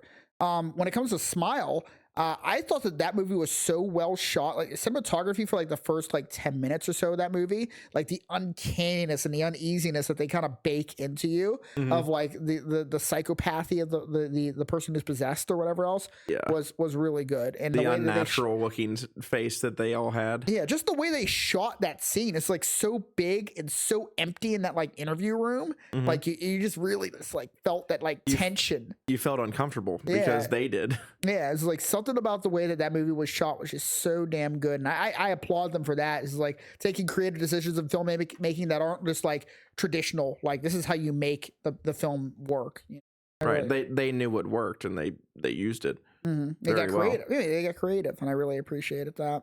There was one other aspect of the movie Smile I wanted to talk about. There was they did this unique advertising campaign for Smile where they had just people just like, whenever they'd be like on news broadcast, they'd just be in the background like, yeah, like that the slightly like uncanny valley smile that they did, where it wasn't quite right. Yeah, try and see if I'm you looking can find it up. that. It is so There's gonna funny. be the smile is just unnerving looking. Like it really was weird to see the faces. Like whoever just decided to do that was just like absolutely. Try Smile movie ad. Yeah, it's like they're live. You see, they're that one, creepy promo campaign in the middle, top right middle, top right middle, top. That yeah, one. that one. Yeah. That like just slightly off kilter, Dude. You know, I think Jordan Peele is big on talking about how horror and comedy are so close to each other. And when I look at this image, that's exactly what I think of. Like, you're right. In this context, it's hilarious as fuck. But like, if you saw that in your window, looking lose your outside, mind. You're like, oh my god, I'm in trouble. You lose your mind. Like there's something going on. What do you want? Like, yeah. But I mean, some some movies too ran off of that. Like look at Evil Dead. They were funny. And they weren't trying to be at first, but then they ran with it. Yeah. You beat me too. That was probably my choice for best horror movie. And it's not really even a horror movie, but Evil Dead 2. As far as 2. It's the original. Yes. Wait, Evil Dead 2 2? is a remake of 1 really. But Yeah, it agreed. really is. But like that one was my choice for that reason. Is because like, you know, it is scary. It started at times, such a following though. but it's so funny and it's got like a really good character and good actual action scenes and stuff. Like I can't remember. It's a good movie, not just scares. It was a good movie. That's and with what they had to work with, that's made it all the better because they only had like Bruce Campbell in a shitty cabin in the woods somewhere and no lights, no nothing, just a lot of fake blood and stuff. That's what the better movies will come out of though, because they work. People tend to work better with limited resources. Well, that was like low budget. Speaking of which, there was one that I watched not long ago called The Cube. And from what I understand, it was literally just that one cube set up as the set and then the actors. And that was all they had to work with for that whole movie. And it turned out to be like great. And it was, well, it came out, the original Cube came out around the same time, I think actually before the first Saw movie. And it was the same kind of concept where people were trapped. There was stuff in the way. Depending on what you did, something would happen. Like each cube they go to, it's either trapped or it's not, and they had to find their way out, and they didn't even know if it was possible to find their way out. And as far as they knew, it was like maybe a government experiment, maybe something else, but it was like they just had to keep going because they had nothing else because they were running out of time, no food, no water, no nothing. So it just kind of kept going. But it was interesting to when my friend told me that it was actually literally just the one cube and then the 4 actors, and that was it for the whole movie. That's awesome. They made that work. I mean, it takes good star power, not star power, but like good actors, I guess you can say, to kind of carry a movie like that. And I think you get a very good story. Yeah, and a good story, good premise for them to work with. I mean, if they know exactly what it is that's going on, you know, and they're not just being told exactly what to do, they can work better with that kind of scope. The cube aspect of it reminded me of like Hellraiser. I have only just recently watched Hellraiser, maybe in the past like 2-3 years. Really? They came out with the remake. It was not the remake, but it was like Hellraiser, the recent one. And I went back and I watched the old one just to kind of get a premise for how those movies were. Those movies are so depressing. I've only ever watched the first one. Yeah, I mean, even the first one is just depressing. It's like these demons from another universe like keep you alive for all eternity and fucking torture you type stuff. Like that doesn't sound fun. No, like, it's so depressing, and apparently like a dozen Hellraiser movies. I mean, like I was alive when I don't actually know out, how many there are. I just know there was multiple by this point. Kind of like how Halloween's got like what 10. Yeah. Granted, they fell off and then came back because some of the more recent Halloweens were actually very good. Like the last one, I think especially. I don't think I've seen the most recent one. I know they did that with Scream too, but I haven't seen the most recent Halloween. What was cool was they were doing tropes and stuff the other way. So like their whole goal by the end of this one was that like Jamie Lee Curtis is like, I'm getting old, I gotta kill this guy. That's literally what was happening. So she's like going in guns blazing. She's setting up shit for this guy because she wants to kill him. Because that's supposedly how it went was with these movies was he was just human. He was just crazy. But like there was a scene from the first movie that they did of Halloween when he fell and off of a balcony and was in the backyard, and the psychologist guy's like, "Phew," and like nothing happened, and then he looks back in the balcony and there's just back off the balcony into the backyard and there's nobody there. He's gone. And that was like one of the first times anyone ever did anything like that, and it scared everyone that watched it. And then she fell off the balcony in the last movie, and then she was gone. And now he's looking for her. It was like just flipped it, and it was so cool to see it. It was like, yeah, this old woman's gonna kick your ass. Like it was so cool to watch. I'm trying to think what other horror movies I really enjoyed. There's so many out there that like I actually enjoy watching. Sinister's another one of those ones that's like really well done. Some of it's just for the fun though. Like some of it's just cool. Yeah. Like a good example was Dead Snow. Have you ever heard of that one? Is that like the vampire movie in like Alaska? What is that one? Literally No, that Nazi zombies. But Literally Nazi zombies. yes, it's like not the virus kind, but like the curse kind. And it's like these Nazis that were like killed and frozen in the mountains of Norway or something. And these college students that are like Norwegian, they go up there and they're in the cabin. They find like some gold, which is what the Nazis were after the whole time, was riches to bring back to like back to Berlin. And they actually had like several different encounters where they're like, oh, what are we going to do now? And they just see these zombies in it. And they're like, why is he in a Nazi uniform? but what was crazy was like these kids fought back, and it was interesting because like they kind of made mention of it, but they didn't exactly say. Like these kids were in the military before they were in college, so when they fought back, it was like they were just fighting the Third Reich. Now it was kind of cool, honestly. Like it was very entertaining more than anything else because like the one kid, like he was fighting a zombie and the zombie bites him. And then he bit the zombie back because it wasn't a virus, so he just did it, and it was funny, but it worked. Yeah, that's my kind of mentality, honestly. Yeah. Like, you fucking bite me, I'll fucking bite you. Bite him back. Yeah. Who do you think you are? I'm gonna get you. It sounds like a great movie. The other one I wanted to mention was we didn't mention it yet. Insidious. Oh yeah. There was one scene in Insidious where it was genuinely terrifying. It wasn't a jump scare or anything like that. And that's where I think movies do best, where they can scare you and it not be a jump scare. Yes. And it's still just like creepy as fuck. Where the kid's just like dancing in the window and it's like the ghost kid. Oh, the little boy, yeah. Yeah, it's like tiptoe by the window. Yeah, and I you was like, see him going. Yeah, I was like, oh my God, that's terrifying. I think what did it for me with that first movie, because I loved it too, was when they were in the further and the guy couldn't see whatever entity it was, and the I think it was the woman, maybe the one that was the medium, and she could, and he says, well, what's he saying? He's got your baby, he's got your baby, it flashes to this guy right in his face saying that he's got your baby, he's got your, and you're like, holy shit, like what the hell is this guy? Because he was like maybe he was a normal human once, but like he's a ghost now and he's like terrifying.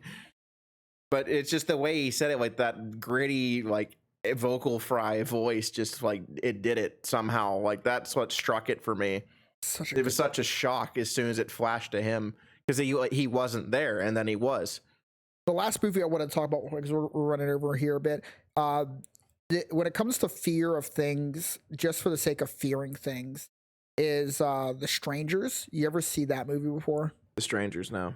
It's a movie based on this just normal group of people who are just psychopaths, and they cut the phone lines for this family's house, like out in the middle of the country, and all they do is wear just normal masks, and they just trap them there, and they just like torment them throughout the night.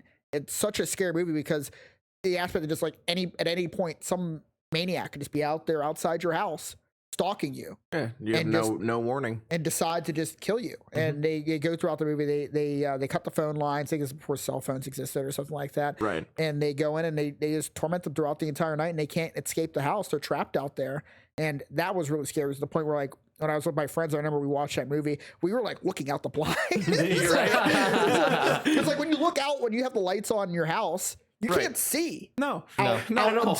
Out into the thing, but they can see you. Everything you're doing. Yeah, so they see you go through the blinds. like, yeah, I saw that asshole. Like, but like, I'd highly recommend that movie. I'll have to check that one out. I don't think I saw that. Really good. But, all right. Let's go ahead and move on to our next topic. Topic number 5. Number 5. You got it. Topic number 5 of Shot Takes. Yes. Spinner up. All right. I've only got 2 left, and I still haven't had the Tito's yet. Oh, come on. I had the Tito's, so I don't even have to like hide what I'm looking at here. I'm not gonna look because I still haven't yet. Although that's not Apple. Uh-oh. He knows.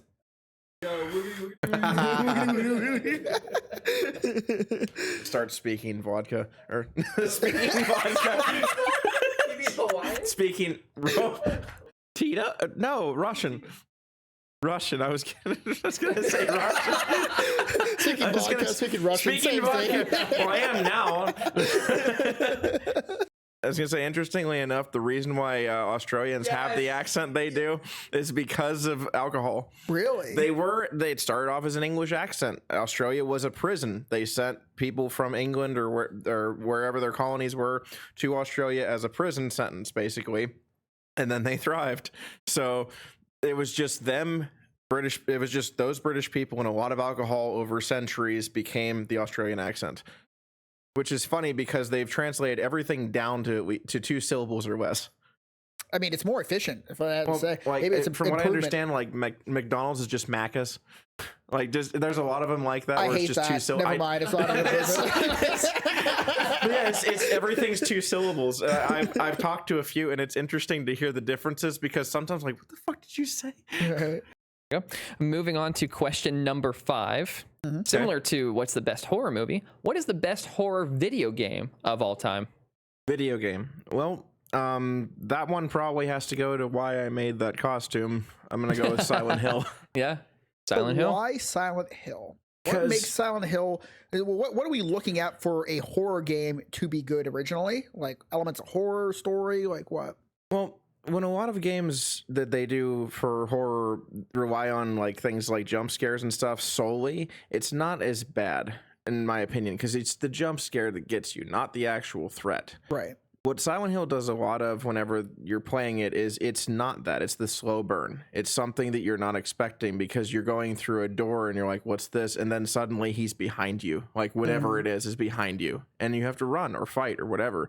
But it's not just that aspect. It's basically Silent Hill is making you face your own problems in your life.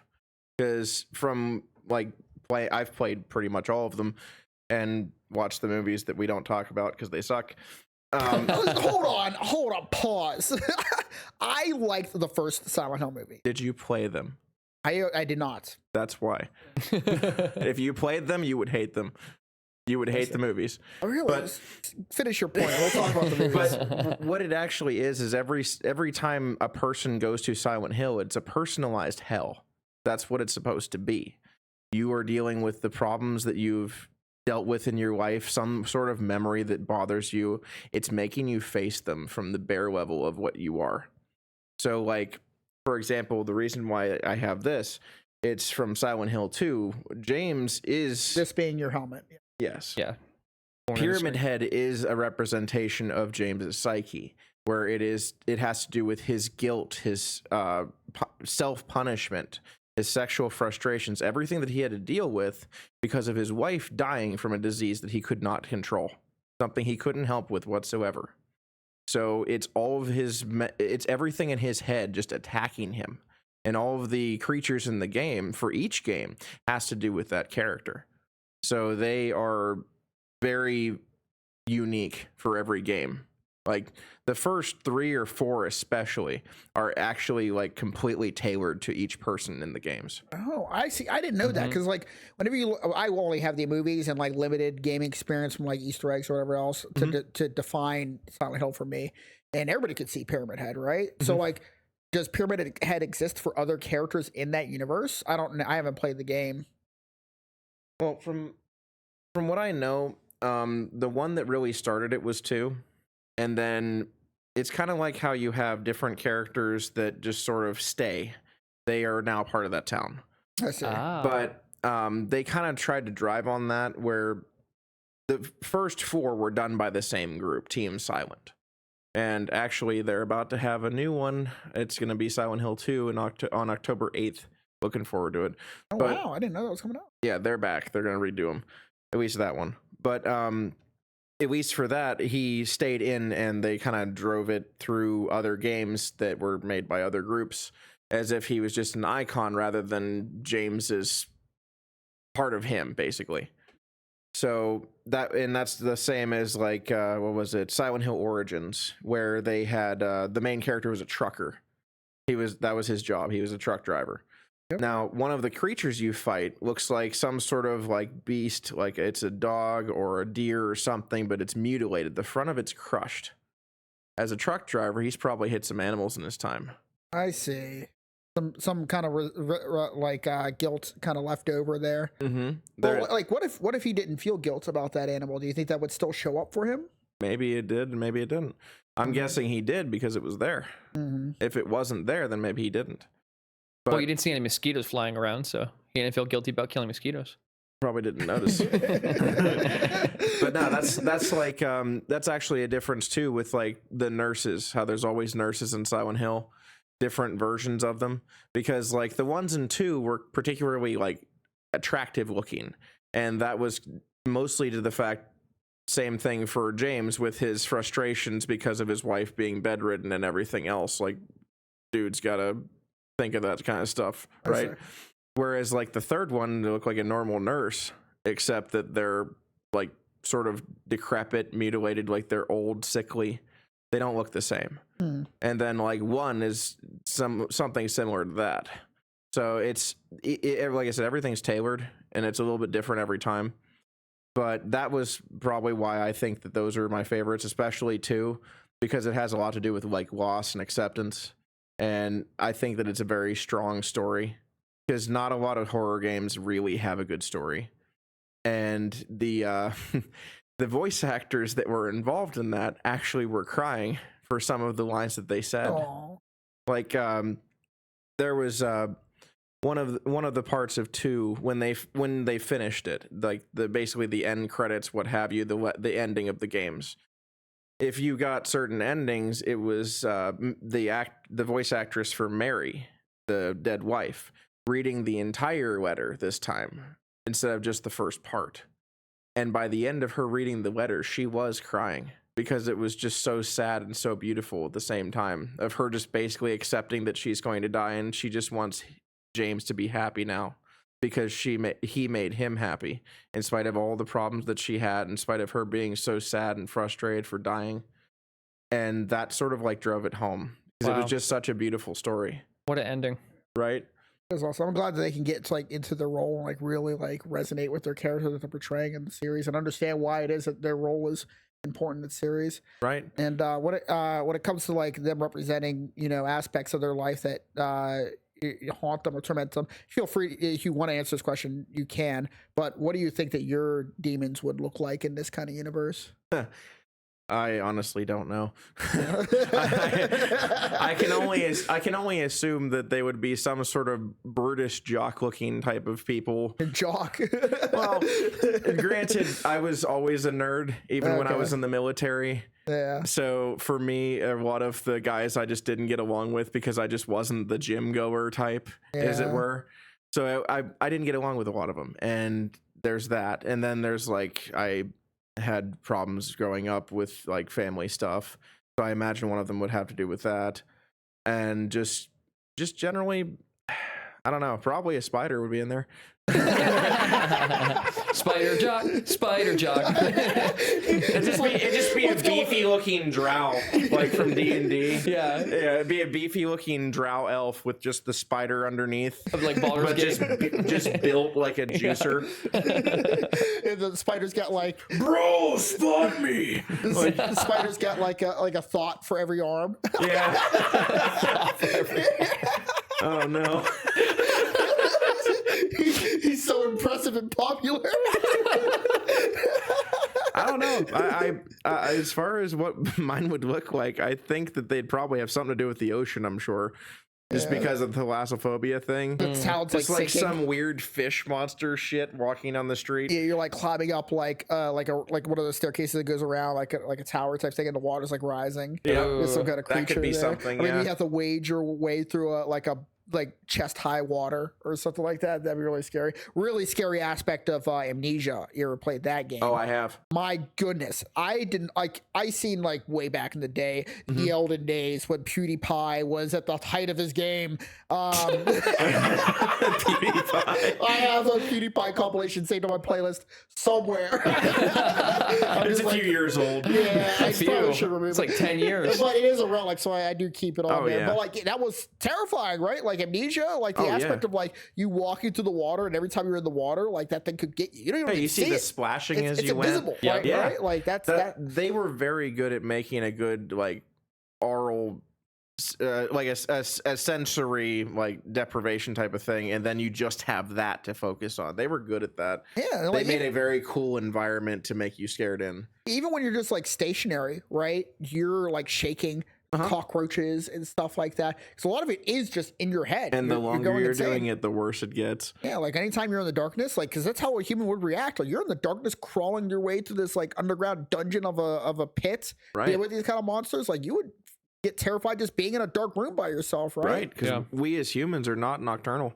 I mean, that's probably something that would bother us all. The like, I've worked night shifts and stuff. I'm sure you have a few times. No, absolutely. You just never get used to it. You can't, because we're not built for that. Mhm. So that's probably something that would definitely be a contributing factor to anyone who plays that game. And sad as it is, like I remember there was an era when like Slender Man came about. I know it's cringe. I hate me, love me, whatever. Not cringe. Slender We- Man's I good. used to have the mod for it, so you go give me $20. Give me Oh my $20. god! Yes! We'll talk about the mod here in a No, second. okay, I wanna go talk- ahead. But there was a period where I had, I think, like 4 of my friends. They stayed over at my grandparents' place for like literally 5 days in a row. Chance, Tom, Dom, Sure. and we would wake up every morning and go get Arby's. That's beside the point. That era, we watched that Marble Hornets. Marble Oh, Hornets, yes. yes. Series, Yes. and like. There was a period where like they're like this the information back then did not travel as fast as it does now. No. So like there was a part of you, like a large part of you, that just thought that was real. Yes. You thought that was like somebody actually about halfway through Marble Hornets, you like realizing, okay, this guy's faking all this stuff. I think that's called an ARG, actually, Yeah. an alternative reality game. Yeah, and Yeah. you go through and there's no comments. So you can't like just look at the video and look at the comments and see what's going on. Right. But that was legitimately terrifying. Like me and my friends thought that Slender Man was a real fucking thing. Oh, sure. And we would play the Slender Man game, and I would like tote it as like the best horror game of all time, right? And you know, it really wasn't. It was just a bunch of jump scares. You But go it through was it. it was so bare bones, but it was so effective for the time. Yeah. But- and then we just created this whole genre of dumb shit from the lore and stuff people made up about it later that all came from 2 pictures some guy did in a contest. That's where Slender Man started from. I love that though. That's Yeah. so cool that like you can just like take an idea like that and run with it. And when it comes to the $20 mode, like if you don't know Slender Man, there's like a scream. I think that happens, or no, it's not the scream. What is it? It's the music getting more intense. It's the music. Yeah. Right. I see the music or him screaming. I can't remember what it is. Whenever you reverse that sound, it was in the actual Marble Hornets videos, YouTube videos. Okay. If you were to reverse that sound from the actual Marble Hornets original videos that like made the president of Slenderman, it would play the "Give Me $20." No song. kidding me. Yeah, that's where really? it came from. I'm pretty sure that's where it came from. You can correct me if I'm wrong, but that's why that I exists didn't as know a that. mod in the game, because That makes the meme make so much more sense now. Doesn't Yes. it? Like I thought it was just I didn't know that. That's so Wow. cool. yeah. So if you just answered a decade-long mystery for me. Why this right, meme was a like- thing? Well, we got that checked off the list. But yeah, so that's why it's $20 mode in the Slenderman game, because the sound effect used for like the Slenderman scream or something that happened in the show that was like iconic was just that reversed. And Amazing. yeah, It's Amazing. playing with audio is such a cool idea too. Yeah. So many groups have done that. Like, have you guys ever played? I'm guessing you have Half-Life. I haven't No. actually. Oh, really? Yeah, Well, I consider getting half like Alex, Well, but Okay. Well, in the original Half-Life, they always had the head crabs. That was the big thing, like the enemy that turned people into these weird, like mind-controlled zombies, where their heads were replaced by this crab that controlled them. okay. Well, the thing is you can hear like sounds coming from these head crab zombies while you're playing, and they're all reversed. So if you play them all forward, it's like, oh God, please help me. Wow, And it's like, oh shit, I'm sorry I killed you. Like, that's but- terrifying. That reminds me of like Metal Gear Solid, yeah. where I think it's Snake Eater, where every enemy you kill in the game, whenever you go down this part of the game, it's like the River of the Damned. Every enemy you killed makes that section that much longer because That there's was another 3. ghost that you have to like get past in the river. Wow. That was 3. Yeah. Yeah, that was Metal Gear Solid. Yeah, that's really interesting. So I'm Isn't glad that a stealth game? Can you like get that far without killing anybody? You can kill anybody, really, I don't think. I think you really just have to kill the bosses in that one. yeah, it's just like the bosses, and yeah, pretty much it. I mean, but it's easier just to kill them. Yeah. It really is easier, but yeah, I had one of the longest for going through that. Well, I was like, I don't want them to bother me. I want to go find snakes and eat food. Like, I'm good. Just I had like I forget, it was like 45 minutes long, just me going through this stupid trench of water. Yeah, that's where I stopped playing. I was like, is this over? Like, come on. But I can't and fucking if you do this. die, you have to do it again. That's what it You, says. you have to get past them all. Like, I've seen enough of Metal Gear Solid. That's enough internet for one day. And then the other cringe game from that era of Slenderman is Five Nights at Freddy's. That's what actually started my YouTube subscription era. Really? Sadly, Markiplier. I know. Yes, the Everybody's king of cringing out Five of their Nights at body right Freddy's. now, dude. Like, Listen. but like something about it. So like, listen, dude.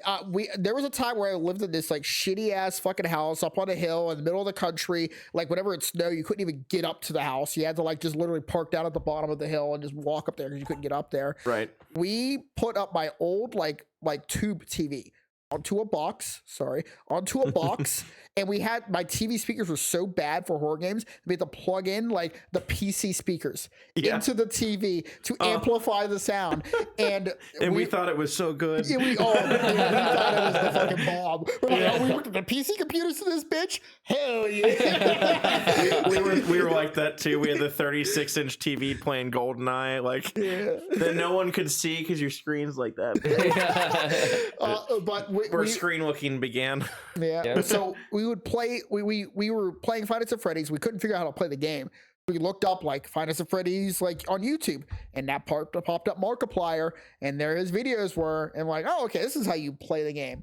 And I remember my buddy Jake. I'm not sure if we'll watch this, but there was a point where he was sitting there at the chair, like teach him how to play. Okay, you gotta just like cycle through the cameras, and if they come close to you, hit the doors. And Foxy gets up. He's like running down the halls, and you see him on the camera running down the halls, and Jake was like.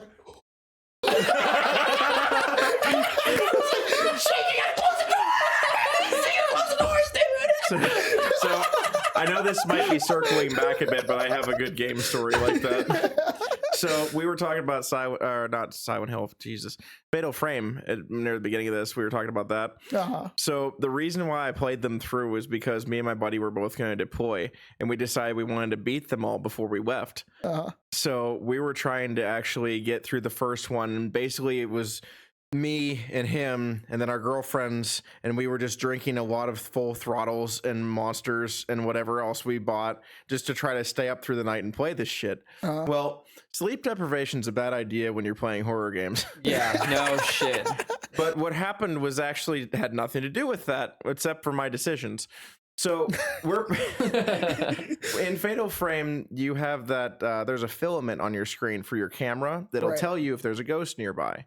So it's blue if it's not going to hurt you, and if it's orange if it is. So I'm walking through, and I'm at the helm, the controls, because he just decided that I was faster, I guess. I don't know, but I'm controlling it. So I'm playing it while he watches, basically. And there's a room that's like sort of an entryway, and then there's an L-shaped hallway in the corner, and the other corner has a mirror. And if anyone's played this, you know the room.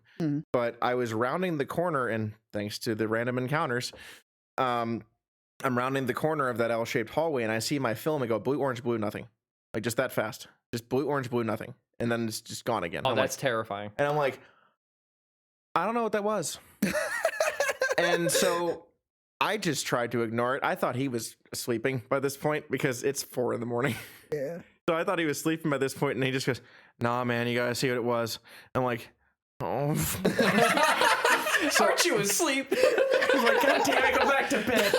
But and so I pulled a 180. I spun around and pulled my camera up at the same time because like I got this by now. And as soon as I did that, this like geisha woman with like the broken neck hanging backwards at you just starts to like fucking right in my screen, like just from the left, just there. I'm like, ah! And you just content. Shrieking, like I sounded like I had a higher pitch than the girls in the room. And I'm taking pictures 100 miles an hour, trying to kill this thing. He's screaming, I'm still playing while screaming. We woke the girls up, they're screaming, and because all they see is a face on the screen because I'm trying to get a good shot. And then it's gone, and we're like, okay, I got it. And then as soon as that happens, the fucking closet door in the room we were in just goes like it was one of the sliding ones. So the closet door goes and just falls in. I'm like, and just dove out the window. No shot. I did. You dove out the window. I did not think about it. I dove right out the window. Luckily for me, it was February in upstate New York. So that meant there was a lot of snow. Okay. Yeah. Which the only reason that was a good thing is because I was on the second floor. What? So I fell into I flew into a snowdrift, and I stayed there because I was like, I don't want to see what that was. I don't want to know. You can't get me in here. So basically, I just had self-preservation kick in, and I left them to their fate and just left. And then, like, maybe, I don't know, 20 minutes later, he leans out the window and goes, "Hey, man, you coming back?" I said, "Is it gone?" He goes, "There's nothing there." I said, "Oh, bullshit, nothing's there." like I didn't believe him for a second that nothing was there. But yeah, I went back inside. I was cold. That's gotta be the greatest like compliment as a game developer, right? Like the game can like inspire that kind of fear in somebody. He said it was the cat that knocked the door. I'm like, bullshit. But yeah, no, that was.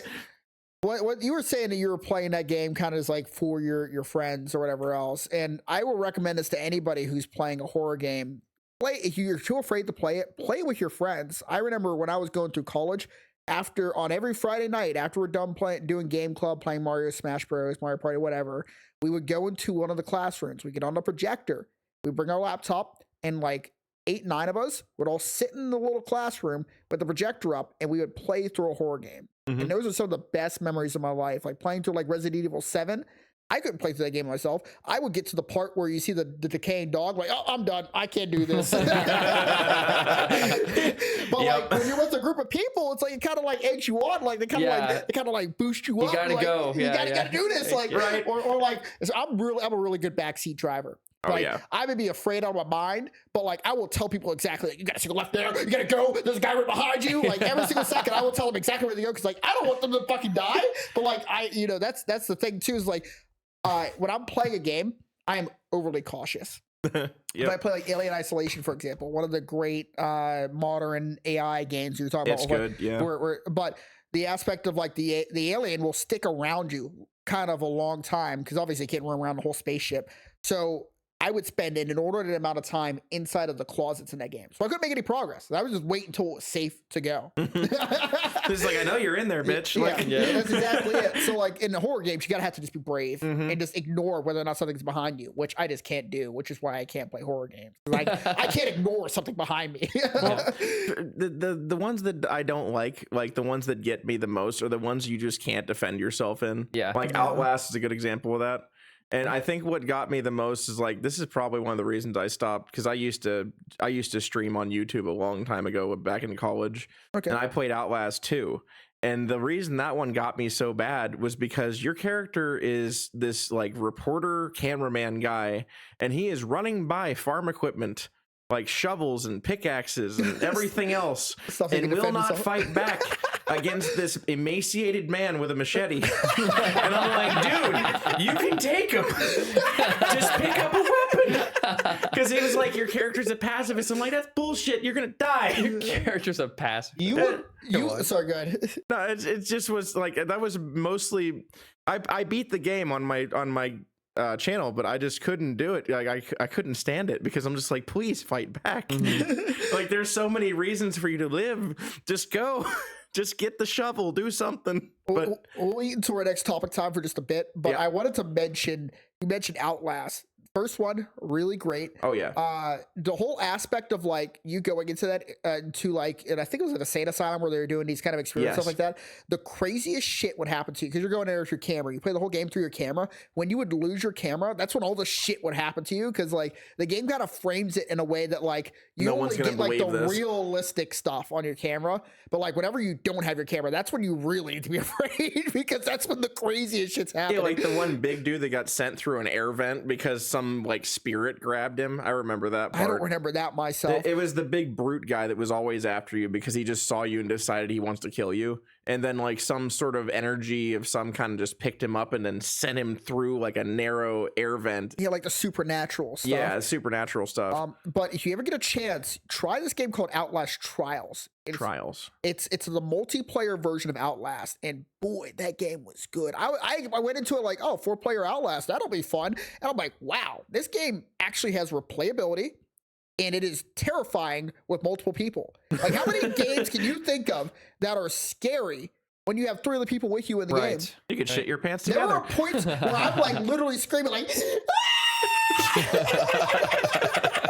I'm like literally like an 8-year-old girl like in a haunted mansion. I've been there. You're in the Silent Hill outfit. Like it's bad, you know. But I would definitely recommend playing that game. Sorry, you go ahead. There was actually I didn't mention this before, but there was actually one time where I got somebody apparently so good where I got them with the classic horror movie Scream. Like they did that. Yeah. And I didn't do anything. I don't know who this woman is to this day. I never found out, but my whole shtick whenever I was the clown was I had this like little room to myself, and they like went through like sort of a zigzag pattern through hay bales, and I had a window there. And apparently they thought that there was actually a window, but I would dive through it.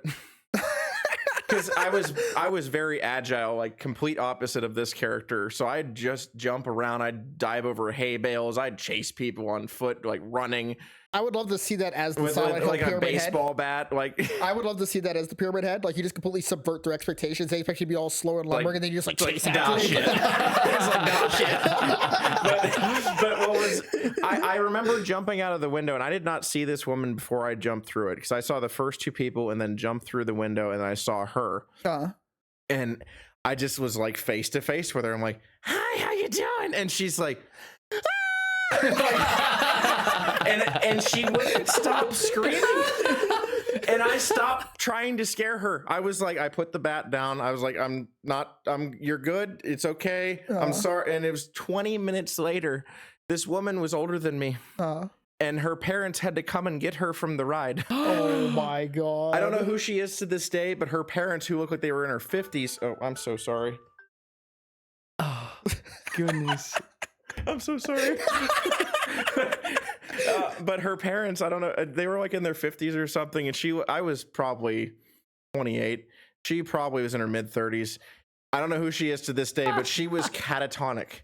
Yeah. She was clinging to a wall and screaming, just would not stop. Oh my And I'm god. like, You did a good job. I'm like, I didn't Give do him a raise. shit. I'm like, I didn't do shit.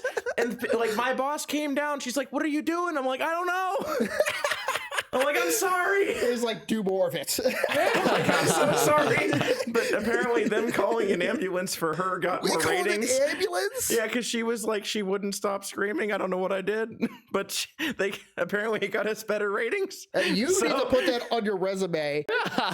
If you ever apply to the horror place, it's like, I literally got an ambulance called on somebody No, else. what I want on my resume is the fact that I made 9 girls pee themselves at the same time. Because apparently Why that wasn't happened. this mentioned during the haunted house part I of know the I part? should have. I'm sorry.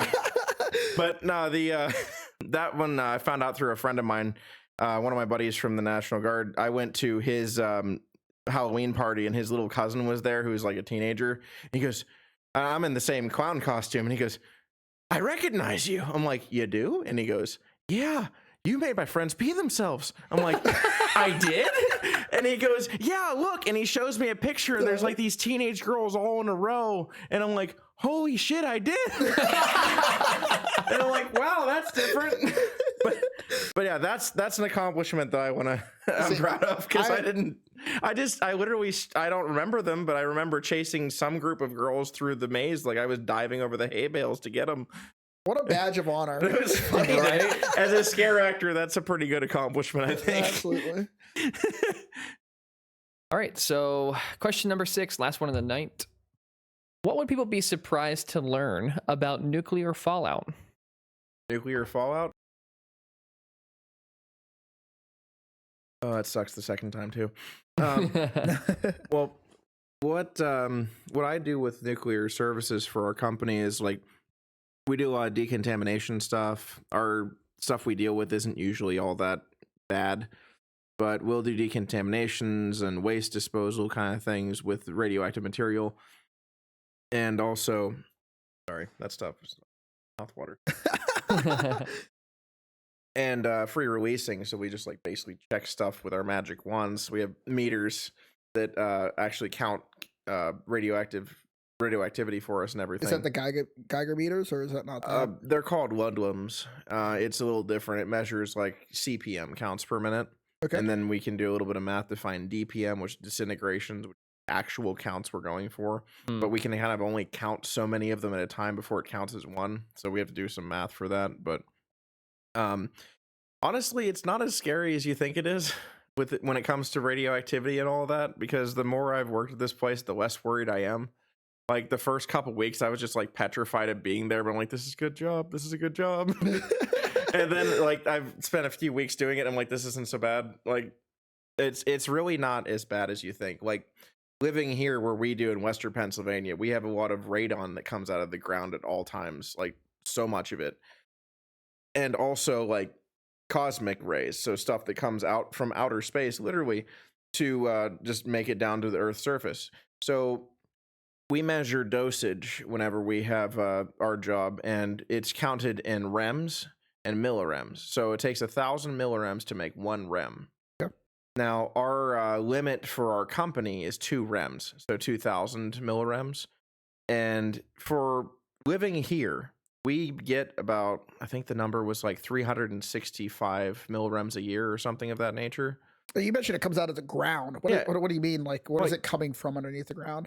Radon, it's a gas. It's A like gas, okay. it's a mixture like beta gamma. There's a couple of different types of radiation. So it's beta, gamma, alpha, and neutron, which you don't really deal with unless you're in a power plant. Okay. So interestingly enough, alpha is in cigarettes for those of you that smoke. Hooray! Yeah, that's what emphysema is. It's burning a hole through your lungs, literally.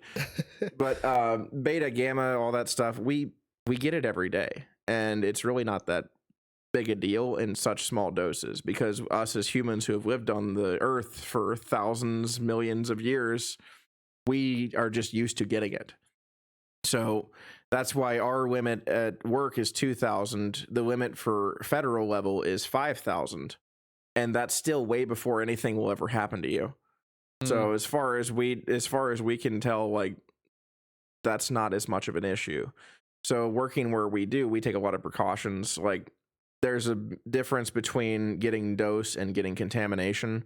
because there's loose particles and then there's the gamma rays, which is basically like how you get sunburned, that kind of thing. You get sunburned from it. Well, no, Yeah, it's UV the same radiation. premise. Oh, like the Yeah, same. yeah. Okay. It's the same premise. It hits your body, it's done. So it's the same kind of deal, and a lot of it is it's sort of divided up between the different ones. Like alpha, it doesn't even go through your skin. Beta can, I guess, from what I understand, but usually aluminum foil will actually stop that. Oh wow. Yeah. Rays from gamma, that's where you have the lead lining things. That's what you probably would know about from like media and such. Mm-hmm. And also, none of it glows green. Just throwing that out there. Why not? I'd like to know where it's at. It doesn't. That's the thing. That's the thing. We have those meters because you can't see it. Make radiation green again. Well, actually, interestingly enough, it's if you look up Shrinkov radiation, like CH. Or if it's Russian. Yes, Shrinkov radiation. That's actually what it looks like when radioactivity is glowing, and you'll get that in a power plant, like in the pool where they would cool the rods. Oh really? Oh yeah. Okay, we've seen it's this the before. most beautiful blue. It's one of the most beautiful blue colors I've ever seen. It really is. You'll never want to see that in person. Yeah, I want to see it. Could you? I wouldn't. Embiggen it here. But Is this it? yeah, that's Shrinkov Why is it radiation. always in 240p? Hey, Yeah, that's listen, that's terrible. Try it. Well, any of these, like that one right there. That's a good not a one. good one. That's a not. 472. That's Terrible resolution. well, any of them is the. Tim's yelling at me about resolution, get so the let me try idea. to fix it. But yeah, it's not green. It's that blue, which is actually kind of cool. But you'll only see that in a power plant if you work at one. So the glowing thing was just a media stunt, I guess. I don't know. I mean, it kind of makes sense. Like, you look at like insects that are poisonous. They typically have like, I would guess like green or a purplish quality to them. Or That maybe actually that's had just a like description on it too. That picture actually had a description on it. or maybe that's just modern media, right? Mhm. Like cartoons, like they need to make them evil, so they make them green or purple to show they're poisonous or whatever. Right. I mean, I think that we get that green color from bioluminescence when it comes to different insects and stuff, like how you have lightning bugs here. That's the same kind of green color you'd get from how media portrays radioactivity. So maybe that's why we have it. It's just something that would make sense to our minds. But yeah, we don't actually. That's the only kind of glow we ever would get from radiation. If you get it, I mean, What about that pottery that contained radioactive material? That was actually kind of I've green. never heard of that. Fiesta ware. Fiesta ware? That's a thing? That's one of them. Fiesta ware and then uranium glass. That was a thing like before the 70s, I believe. But their factory for Fiesta ware was in West Virginia, and the reason why they turned out to be bad was because they used yellow cake in their dyeing process for making the different glazes for the pottery, for the plates and everything else. Yeah, that's uranium glass there. That is actually uranium inside, and you can only see it under a black light. Hey, I think I seen Nile Red do a video on how to make this before. I think it's actually totally safe to drink from. Is that true or no? I mean, it's not bad. I know that there is a dose to the glasses, and you probably don't want it to touch your mouth. Oh, really? I thought you could drink from these things and be fine, even though it was made of. So, have you ever heard of? There's a story about these women who used to paint watches during World War One. They were actually using radium-226, I believe, which is one of the isotopes for radium. Okay. They were using it to do the numbers and everything to glow in the dark for watch faces. And as they would do it, they would dab it into their mouth as they went. And pretty much every one of those women had mouth cancer afterwards. They all died from it because Wow. of the dosage they got from putting it into their mouth and getting that amount of uptake, which is what we call it whenever you get the particles in your body. Can you believe this? That wasn't that long ago. And right? we- Like, yeah, that was and like we maybe just like didn't 50, know. 60 years ago or whatever. Maybe longer. That was probably in, I think that was not even the 20s, Oh, 1920s. so then like 80 years ago, 100 maybe. Then, That was at least 100. yeah. But those poor women, like, they died, but now we know that, unfortunately. I wonder what things we do today that are just like oh, I can't believe they used microwaves. Are these Right. idiot humans? I was just thinking about They're that. making their Yeah. hot pockets and getting like 80 milligrams of radioactivity. I'll give you one better. We actually had a toothpaste back in up to the 60s, I believe. It was called Thorbrite or Thorite, Okay. and it was using thorium as a teeth brightener. I mean, did it work? Thorium is a radioactive material as well. I don't believe you. Yes, it is. No, it's not. Yes, it is. That's why it looked so bright and white, because it would destroy their retinas. It was removing material from your mouth. But yeah, no, that's actually a thing. It was hard actually to have bad looking teeth and you don't have teeth. It gives it that fresh glowing white. But yeah, no, they're interestingly enough, the Fiestaware and stuff is actually we've when I've processed waste, we've actually gotten Fiestaware in boxes from certain labs and stuff that we've processed for our waste material. Mm-hmm. So like it's classified exactly as we would have had anything else, Wow. which is pretty bad. But it's honestly it's weird to think what actually has radioactivity that you deal with day to day, like granite for one. Granite's one of, yes. Granite is radioactive. It's very low, but it's radioactive. Did you know that you taking a trip on a plane is like, it's like 6 or 8 times more radiation you get from like a CT scan or like an MRI or whatever those things are. Right. But The higher you X-rays are are a out of the different atmosphere, the more the less ozone there is to block those price harmful protection you have based off the atmosphere. Yep. rays. Mhm. Bananas are slightly radioactive. Interestingly enough, anti-radioactive. No, they are radioactive. Good thing I don't like bananas. But interestingly enough, some of the guys at work a while back found out that you could technically measure radiation in bananas because it's about like 0.1. I think it's 0.1 milligrams of dose that we figured out from it. DK is smiling upon you. It was like 0.1 milligrams of dose, and we're like, so how many bananas is that? Whatever it is, we're like, how many bananas is that? Dude, I'm having a moment. What if humans evolved through mutation from us eating bananas as monkeys? See, I was thinking that earlier. I didn't mention it though. That may be one, but I do know that one of the reasons why we developed so hard was because of us eating all the meat we did. And that might be part of the like why mutations happen in general is because of radiation. Radiation helps aid that process of genetic genetic. If you think about it, radiation is just rapid reproduction of cells. Mm-hmm. That's one of the contributing factors, I believe. So that's partially what causes cancer from radiation in the first place. That's why it's so dangerous. Mm-hmm. So maybe it does. Maybe it's so fast that it doesn't remember what the original genetic code was. But Might be. That's possible. So I'd love to have like a doctor or biological engineer explain that for us. Like maybe it like reads the data too fast or it skips steps or something. I wouldn't. I like to speculate and make up shit. like bananas evolving humans. Unfortunately, with my job, we don't measure that kind of thing. I want banana cannon or nothing at all. We're gonna make the town radioactive. We're just dropping 5 million bananas on it. What's gonna happen? I don't know. We need a lot of bananas. Russia, you better watch out. We're attacking banana bomb. It's just gonna get tropical real quick. Like Balloon's tower defense. It's just gonna get tropical real quick up in there. You get some ready for some banana smoothies.